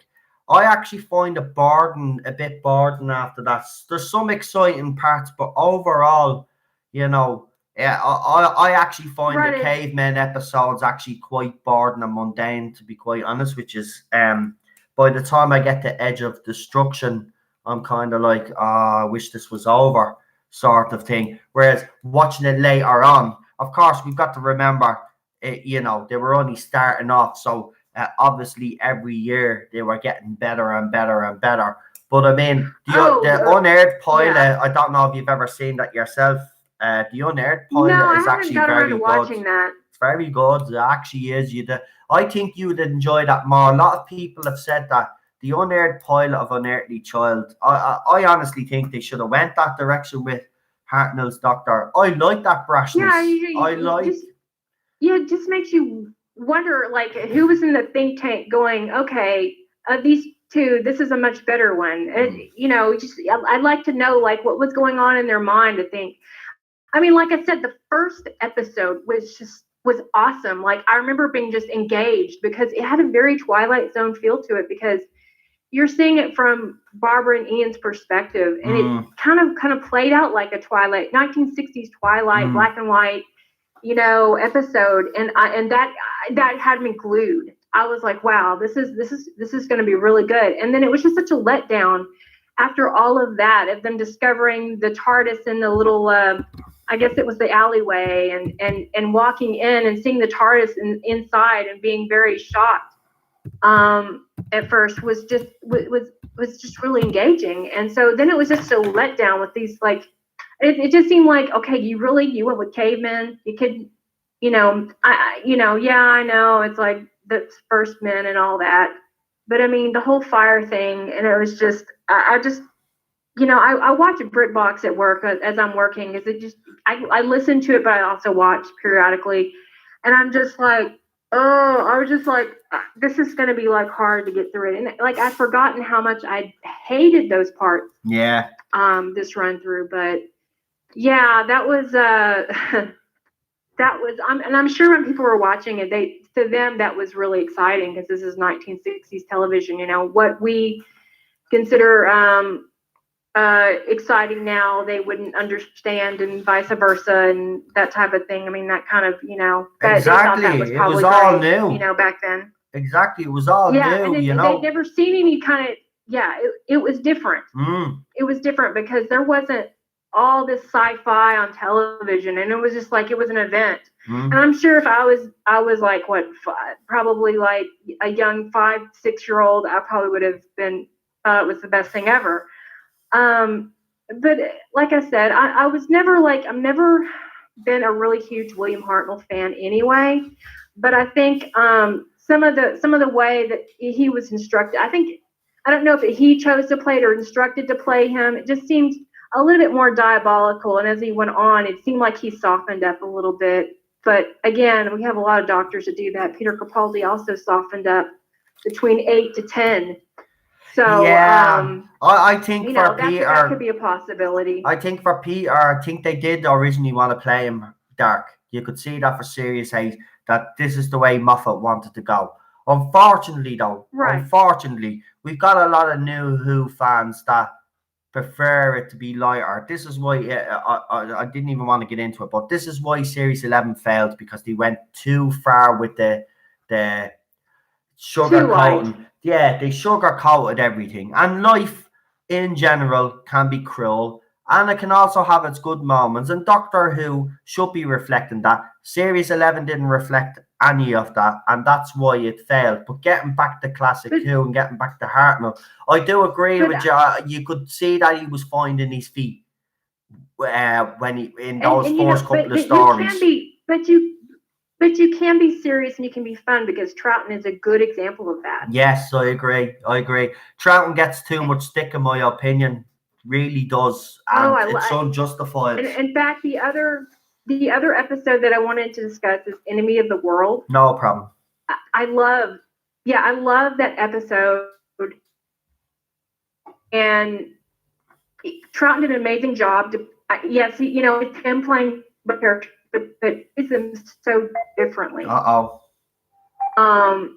And just the whole, like, it starts out very, kind of like, it's like they land on the beach, and of course he wants to go have fun, because he's a big kid, and of course they're annoyed, and it just becomes the whole spy thing, because he looks like the politician that's completely, like, corrupt. And it's just like the twists and turns of that episode. It's just amazing. I watched it recently, and just the end, again, another Twilight Zone kind of ending that was like I didn't even see coming when I first watched it. And so it's just one of those that it's just like it's a slow burn, but the payoff is so amazing. Yeah. And I don't know if you've watched it. I have, but it is Paul one of my favorites. Said it's kind Enemy of of the World is brilliant. To me, it's underrated. Yeah. Paul agrees with you, Blue Bonnie Hooven. He says Enemy of the World is brilliant. The way Troughton plays Salamander is awesome acting, and the plot twist is great. Now, we won't obviously say what that plot twist is for anybody that hasn't seen it, because we don't want to ruin anything for you. But it's one of those. It's one of those. You're just like I was literally in front of the TV with my hands in front of my face, like gripping my. I mean, it was just one of those, and it's like from a show from the 1960s to be able to do that shows you how he knew how to write perfectly. And like I said, another Twilight Zone feel, and they did that more back then. And I think that is why I really prefer the classics and why I love them. In fact, I've become such a snob, which I never thought would happen, because I did not want to watch the classics. I was like, oh no, I'll just stick with the new. But once I did, I realized the classic is so far superior. And for me, to truly understand who the Doctor is, you need to watch them all. Exactly, I agree. That's why I'll always encourage a new Who fan. Look, we know classic Doctor Who in some parts is not easy to watch, and it's not. And it will drive you crazy sometimes. But the payoff, is always, and I'm telling you, New Who, it doesn't matter what anybody says, right? New Who hasn't got a patch on Classic Who. And I'm talking about the whole of the New Who era. It does not have a patch on Classic Who. And I'm sorry, especially the first four doctors, right? Hasn't got a patch on them. Right? Hasn't. Absolutely fantastic. And my theory is this. I did not like that the arc, the Green Death, for a long time. Like, I watched it a couple times. I'm like, it's boring. Recently, it depends on your mood. Like, I think if you're if you're focused, and you're in a certain mood. I agree. So, like, the other day, I was at work, and I was like, oh, okay, I want Pertwee. I'll put the Green Death on. Yeah. Yeah, right. I literally okay, I got to stop watching this because I'm getting way too much in this. And then I finished watching it home, and I was just like, wow, what was wrong with me? This is a great episode. I know, you're right though. So You have to be in a certain mood. I mean, these last couple of nights I've been in a great mood of watching Doctor Who, and I've been watching as much classic as I can because I know my mood is going to change, and then I'll watch a story. And it happened to me actually a couple of months back. I was in the middle of watching Pertwee's Era, and I think halfway through I just got bored then, and I knocked it off. But then again, just starting last week, I started up again, and I haven't stopped now. I'm all the way through now. I'm on Baker now, but I'm enjoying it now. But it's true. It's the mood. You have to be in the mood. You have to be in a certain mood to watch certain stories. Because I watched Ambassadors of Death one time, and I hate that episode so much. I think I'll probably go back and just watch it and see. And if I don't like it the second or third time, then it's probably not going to take. But that episode bored me to death. I was just like, oh, I really want to like. This is just so boring, and I just really wanted to like it because the sets in that episode were so amazing. I actually didn't mind Ambassadors of Death, to be quite honest with you. I actually like I said, maybe it was my mood. I don't know. You're not the first person to say that. I've heard a lot of things, people slating Ambassadors of Death, and I'm like, boy, I watched that the other day, and it's not actually bad. I've seen worse. Right, and so just because you watch something like one time, like I'm just telling the people who are listening because the people have never watched it, don't watch it. Watch it again, watch it, and then move on to find one that you like, and then you like it immediately, and then go back later and watch that other one. Because I think the more you watch Classic Who, the more you understand the writing style of it. Because I think it takes a while to get used to that. Because it's so much different than New Who. Actually, but that's just my opinion.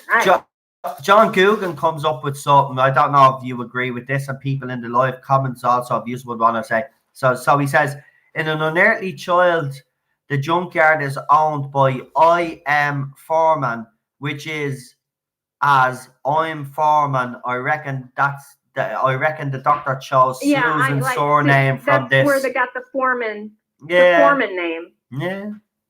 And because I was thinking when in the episode today I was watching, when Barbara said she's called him Dr. Foreman. Yeah. And I thought, like, to me that's an odd, like, if that was really like her name, Susan Foreman, because I was thinking, okay, maybe that's her name. Like, to me, like somebody from Gallifrey, can you imagine someone called Susan Foreman from Gallifrey? It just seems odd. So that makes sense. It actually does. Yeah, I can't. Go ahead now. Unknown 289 just had a point there. The Space Pirates was really boring for me. Didn't help with the fact 5 of the episodes are missing, and I had to watch it through Telesnap recreations. That actually comes straight into a very interesting thing that me and Paul spoke about earlier today. We actually talk about the classic animations and the official stories, and we say stories that BBC have thrown out there because they've changed over the years. So after this stream, we will have a stream on the classic. We've already done it. It's ready to go on the classic animations and theories that we have, and obviously all the crap that's come out of BBC over the last couple of years. So Unknown 289, that'd be something for you to watch. Go ahead. And on that note, Power of the Daleks is completely boring, and I think it's because of the animation. Because I tried to watch that several times. I was talking to Paul about that today. They got Troughton's mannerisms wrong, and it makes me angry. I'll sit there and I watched it several times. My husband's like, "What are you yelling at?" I'm like, they don't even understand how he moved, and he had such an expression. Yeah. That was the part of Troughton. He did a lot of facial expressions and things. I love it. So they just got that all wrong. I agree with you. We actually have a go at that as well, but I do, because there's just this. I don't. Obviously, you hate it as much as I do, but do you remember watching it and they had this weird bleeding noise going through the whole episode? Oh my God! That music going through the whole feckin' episode, and I said feckin'. That's not a curse. The whole feckin' episode, right? He had this sound going through it, and I was like, what he is doing, that noise is just annoying. That put me off more than that else. And on top of that, and I'll let you finish up on this, but on top of that, the animation was absolutely ridiculous. Oh, it was. You know, I mean, Shauna was a little bit better, but I think the story in Shauna, I enjoyed that better. Yeah, I was Yeah, saying, it no, I was said just- that as well. I actually said that today as well. I mean, I actually have that TiVoed and I haven't deleted it because I'm scared to death to. Like, I tell my husband, don't touch it. Yeah. You know, because I watched it several times. It's so good, but it's one of those things like, man, I really want to see the real footage though. Yeah. You know. Do me a favor. We finished up now. Just give your YouTube, because I know you have a YouTube channel, and what we're doing here now is we're going to support every YouTube channel. So do me a favor, give your YouTube channel a shout out there, and guys, give her a subscribe there and support the channel. She does some great videos. You'll actually enjoy them. You do the Funko Pop videos, don't you?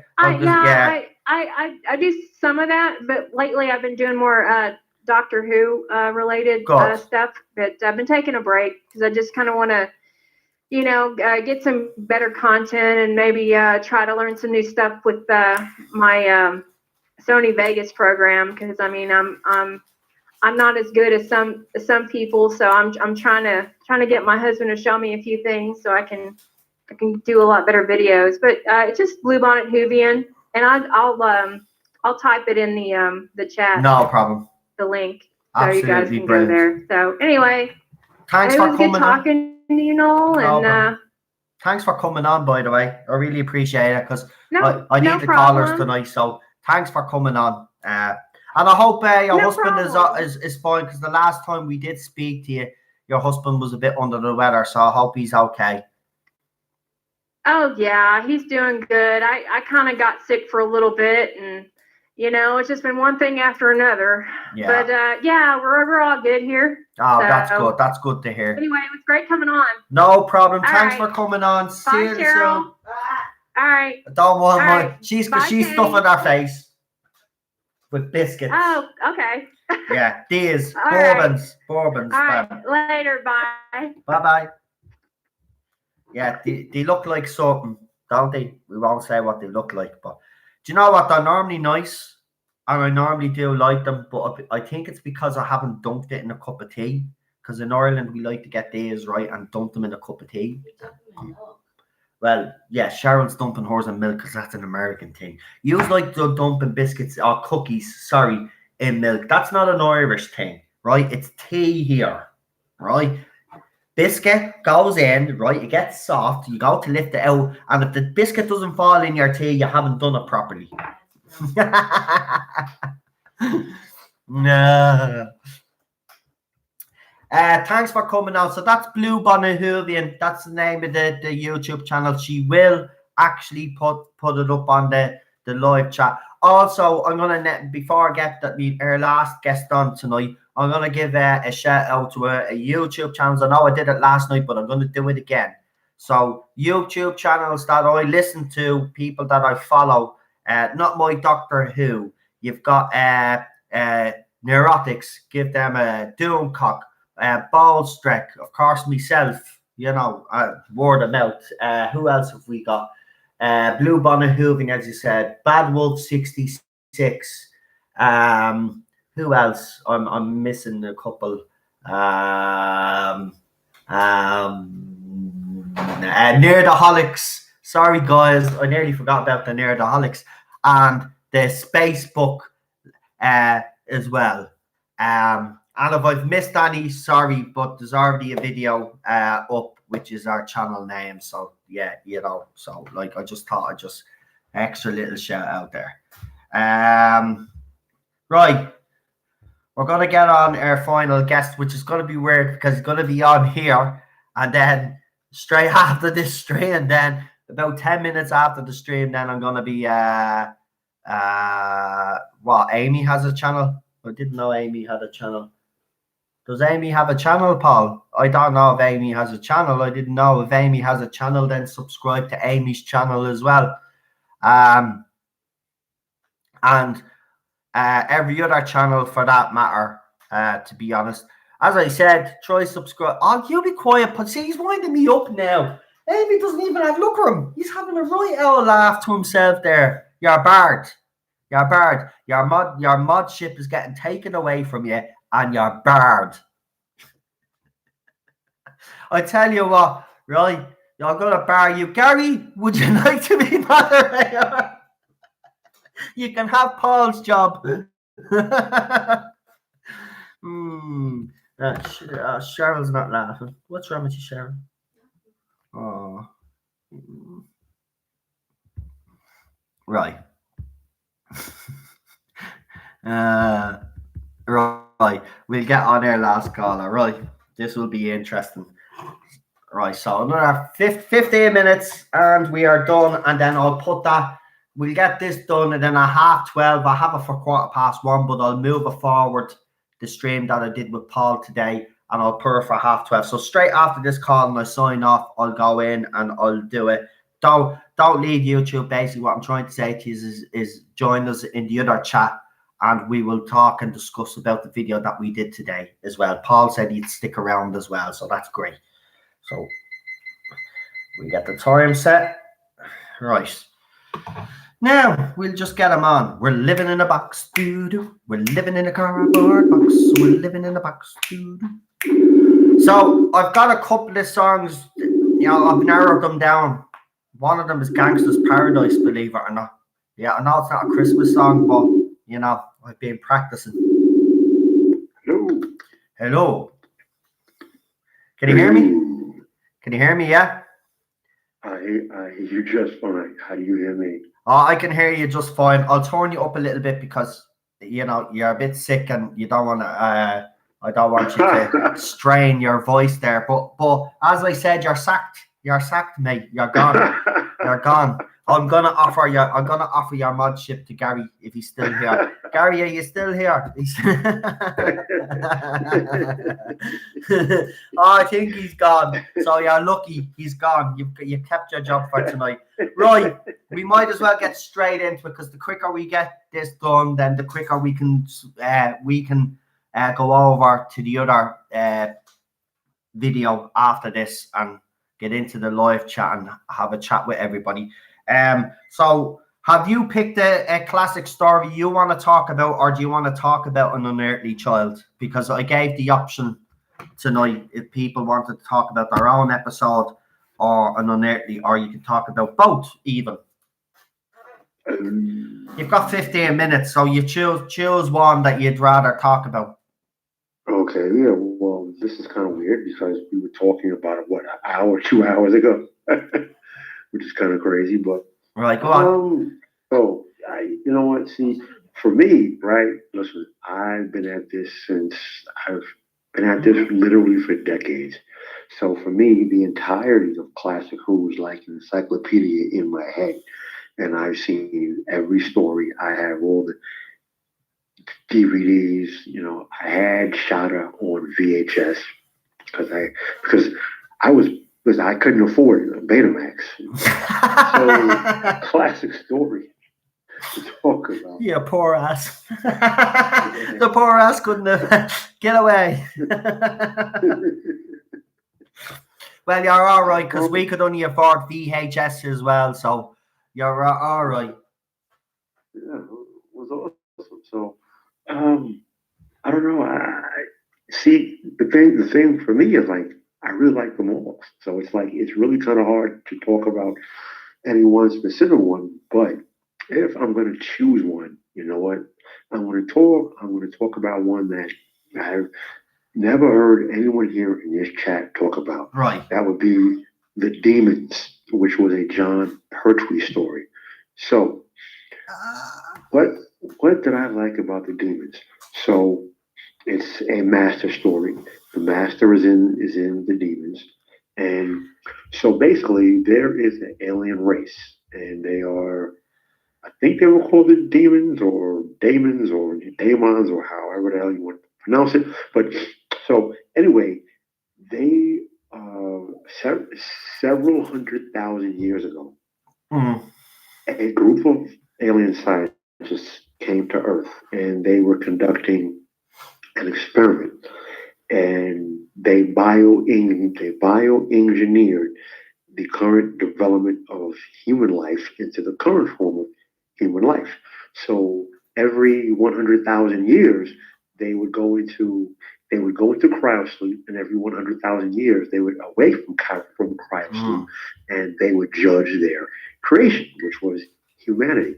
So it's been 100,000 years since the last time they woke up, and this time, if they wake up, the last remaining scientist, humanity on if he judges humanity worthy, he would pass along his powers. Because in addition to being scientists, they were so developed themselves that they had powers, energy manipulation and mental abilities, as well as their advanced technology. If the scientist deemed humanity unworthy, he was going to literally destroy his lab subjects, which would be the entire planet. So the master was posing as some sort of he was posing as the local priest, or as you call it in the UK, the local vicar. So he was posing as a priest because he wanted to summon the lead scientist, and he wanted his power. He was saying that humanity may be unworthy, but me, being a Titan Lord, I am worthy. Give me your power, because the master is all about power. So the doctor, of course, has to find a way to stop him. So the story is brilliant, the writing is brilliant, the acting is brilliant.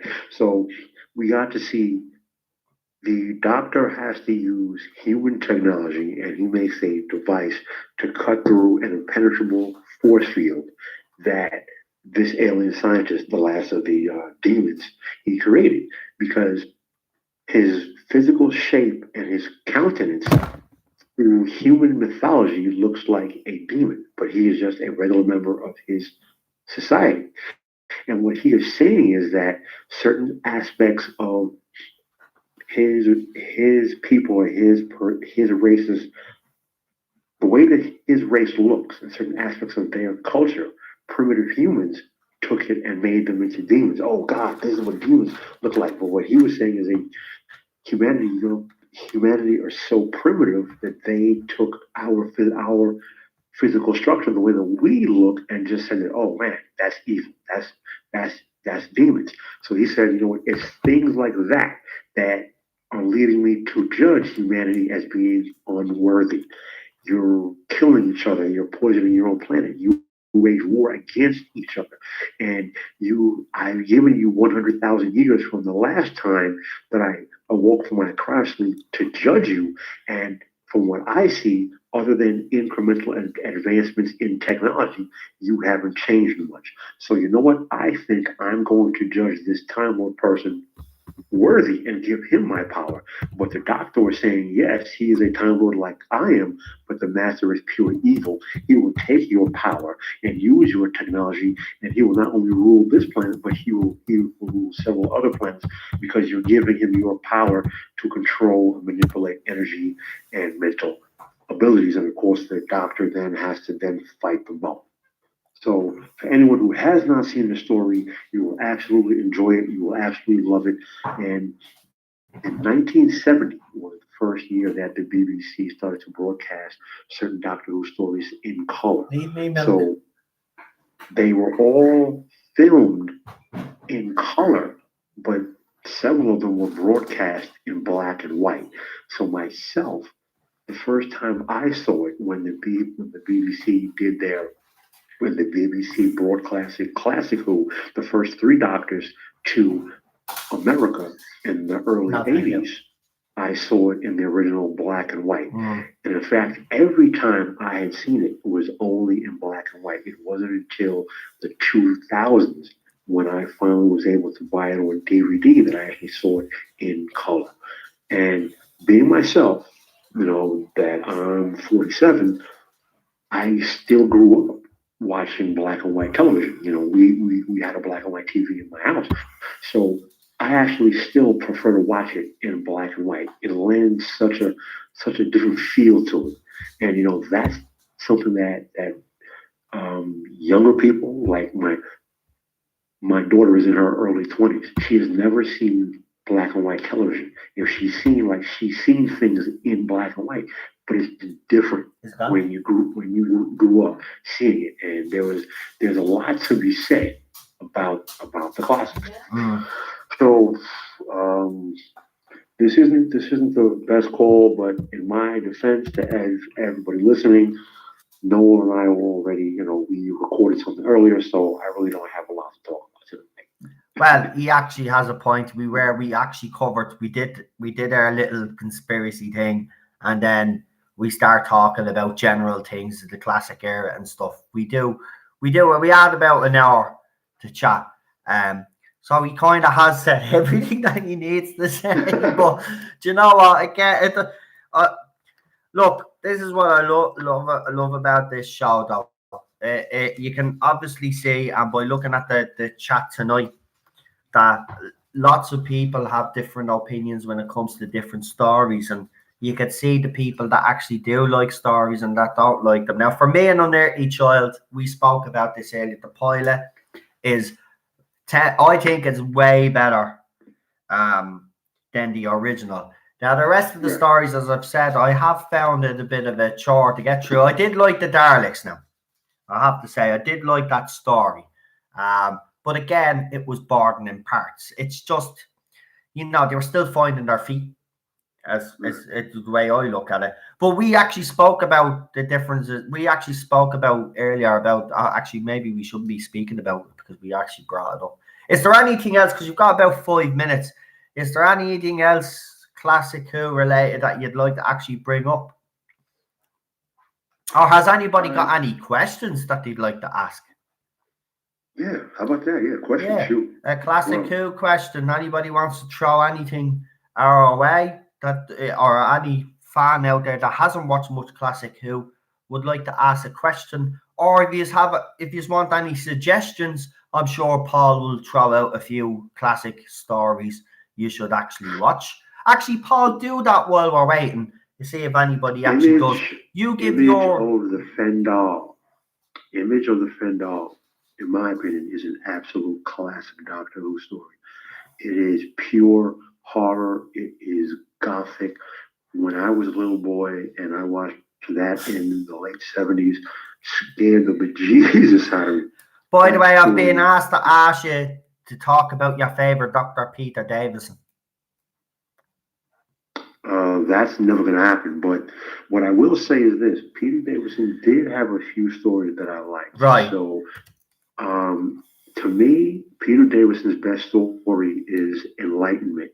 I think that Enlightenment is a very underrated story. Blue Planner has a question for you and asks, what was your first memory of watching Hartnell?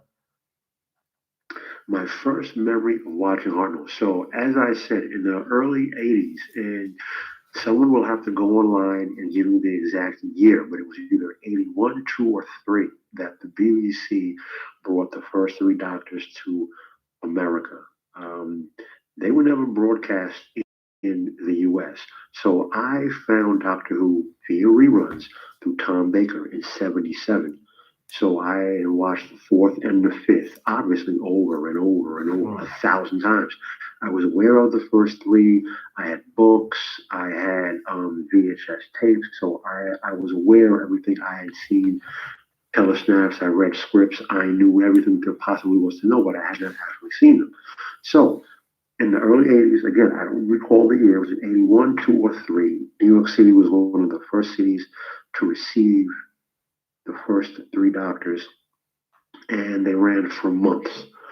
So because everything was, they would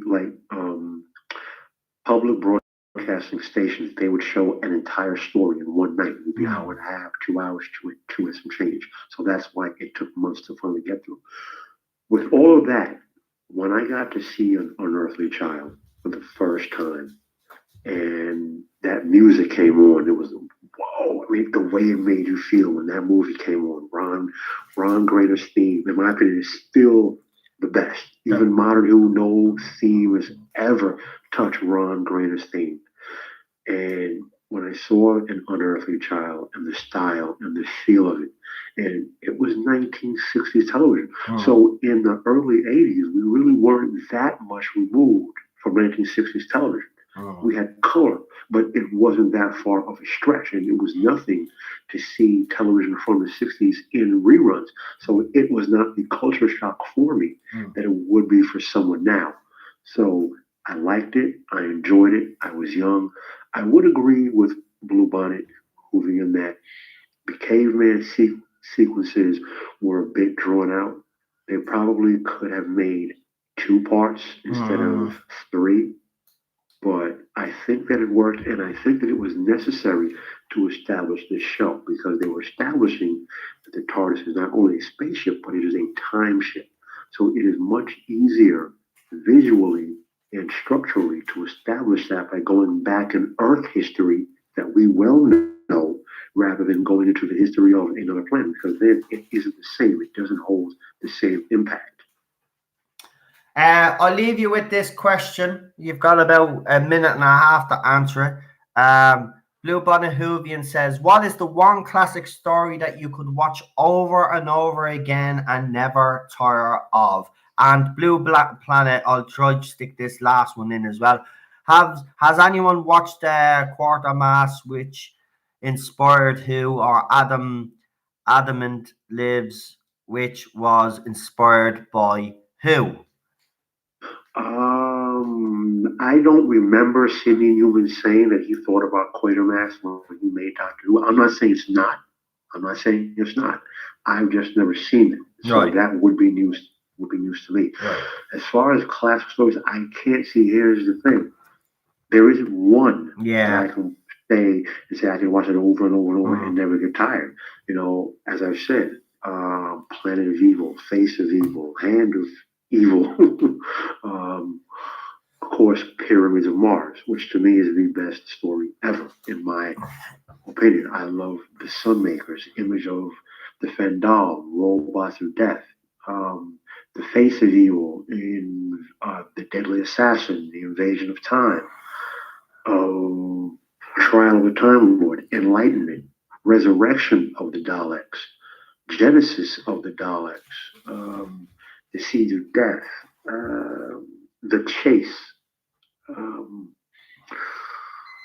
What is Enemy of the World? I mean, I can go on and on and on and on. That I listen. If it's classic Who, I never tire of it. That's it. I just don't. All of it, and it's all in my head. I've watched it. I've literally been watching since 1977. The first Doctor Who story I ever saw was Tom Baker's first story, Robot. I saw it in 1977, the Ragdoll Age of 5, and I've been hooked ever since. And with that, we have to leave it at that. Listen, obviously you'll be joining me in the live chat in the other stream, which will go up in about 10 minutes time. But listen, thanks for joining me even today. I really appreciate that. It was actually I had a bit of fun doing that with you. And thanks for coming on tonight. And hopefully we can do future streams together as well. That'll be nice because there'll be more stuff that we can do. So listen, Paul, thanks for coming on. Also, real quick, I know you want to run. From Perth, we have Doctor Who and the Silurians and Day of the Doctor.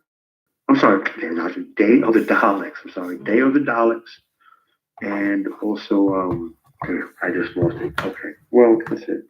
You'll probably think of it in the other live chat in a few minutes, in about 10 minutes time. Listen, thanks for joining me tonight. I really appreciate it. And we'll talk to you really, really soon. All right. See you later, Paul. All righty. Now, and that was Paul, everybody. Now, I was supposed to finish up there, right? And I should be closing up now, but I'm not, because I got an interesting little message and I don't know what's going to happen here. So I'm just going to ring this person and see what happens. Apparently, all they need is 60 seconds. So we will see what this person has to say. I'm not telling you who it is because I've been told not to say it. I don't know where this is going, but we'll go with the flow. do me a favor. 14 of you there have given this video a like. There's 18 of you watching right now. If you haven't liked the video, please do so. Because apparently people are at the dislike button a lot tonight. They're probably there. Oh, we got the dislike. Right, so we're going to bring on this mystery caller. It probably is. It is Jodie Whittaker. You caught me. I'm about to give you a world exclusive. Miss Jodie Whittaker and Chris Chibnall have decided to take me up on my offer of an interview, and they're joining us live from Jodie Whittaker's caravan. Right? So here we go.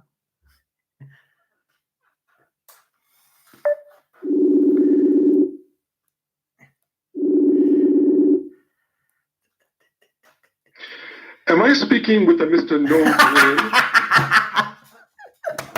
Yes, you are. Hello. Mr. Glenn, this is now personal solicitor for Miss Carol Ann Ford, and I am calling in regards to the scurrilous and borderline slanderous comments that you have made in regards to my client and her ability to fall down convincingly. So, Mr. Glenn, I am going to be filing an order against the Tardis zone to cease and desist this completely unwarranted attack. And I would ask you, sir, as one gentleman to another, to please in the future confine yourself to criticism of programs that truly deserve it, such as Supernatural and The Handmaid's Tale. And with that, I will bid you good night, sir. I bid you good night, Daddy. Oh my God. Oh, madness. Oh, and you know what? He didn't even tell me what he was doing. He just said, can I come on? He wanted to come on before Paul came on, right? But I missed the blade message. He said, just let me on before, after Paul leaves, will you? That's just, what a way to end this stream. Listen, thanks for joining me. Now, don't go anywhere, because literally 5 minutes from now, myself and Paul will be in the live chat. It's premiered for 12:15, but I can actually change that. I'm going to go in and change it now, and it'll go up for 12:30. So join me and Paul in the live comments. We'll be in the comment section for the latest video. Listen, Gary, brilliant. Everybody that come on tonight, thank you very much. Everybody that has contributed to the live chat tonight as well, and have given the video and all that, and all the subscriptions and all that other business. I don't even know what I'm talking about. Listen, thank you all. I really appreciate it. Listen, enjoy the rest of your week. I will see you on Wednesday. Well, you will see me in a few minutes, but I mean Wednesday for the next live stream. Oh yeah, before I go, I did actually say, didn't I? So Wednesday stream, Series 1 Doctor Who, right? So Christopher Eccleston's 4 series. You can take any episode of that, and if you want to talk about that, you can talk about that. Also, classic story did also keep the classic fans happy. Right, hold on. I will do. Let me see. Actually, do you know what? Because I like a bit of controversy. So I'm actually gonna, because some people were saying, Noel, can you actually do episodes or stories that people don't like? Okay, because I know a lot of you don't actually like this one. Actually, I have to say it's probably my least favorite multi-doctor story. It's this heap of trash, The Two Doctors. So that's the classic story I've picked. So The Two Doctors, and any story from Series 1, 2005, Christopher Eccleston's 4 series. Yeah, Christopher Eccleston's series only, because I'm going to do series by series, you know what I mean? Because if I give you a free-for-all, then we'll run out of things to talk about, to be quite honest with you.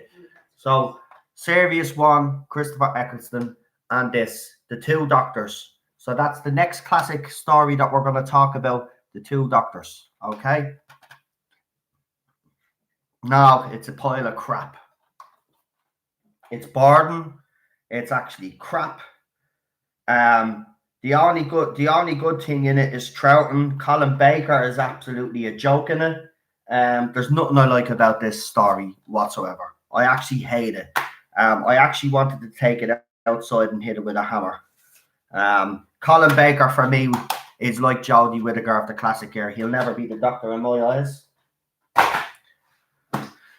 So that's how I feel on that one. So that's the story anyway, and any episode from Christopher Eccleston's first series. And then, of course, then when we do that one, then we'll go on to series 2, series 3, and so on and so on and so on.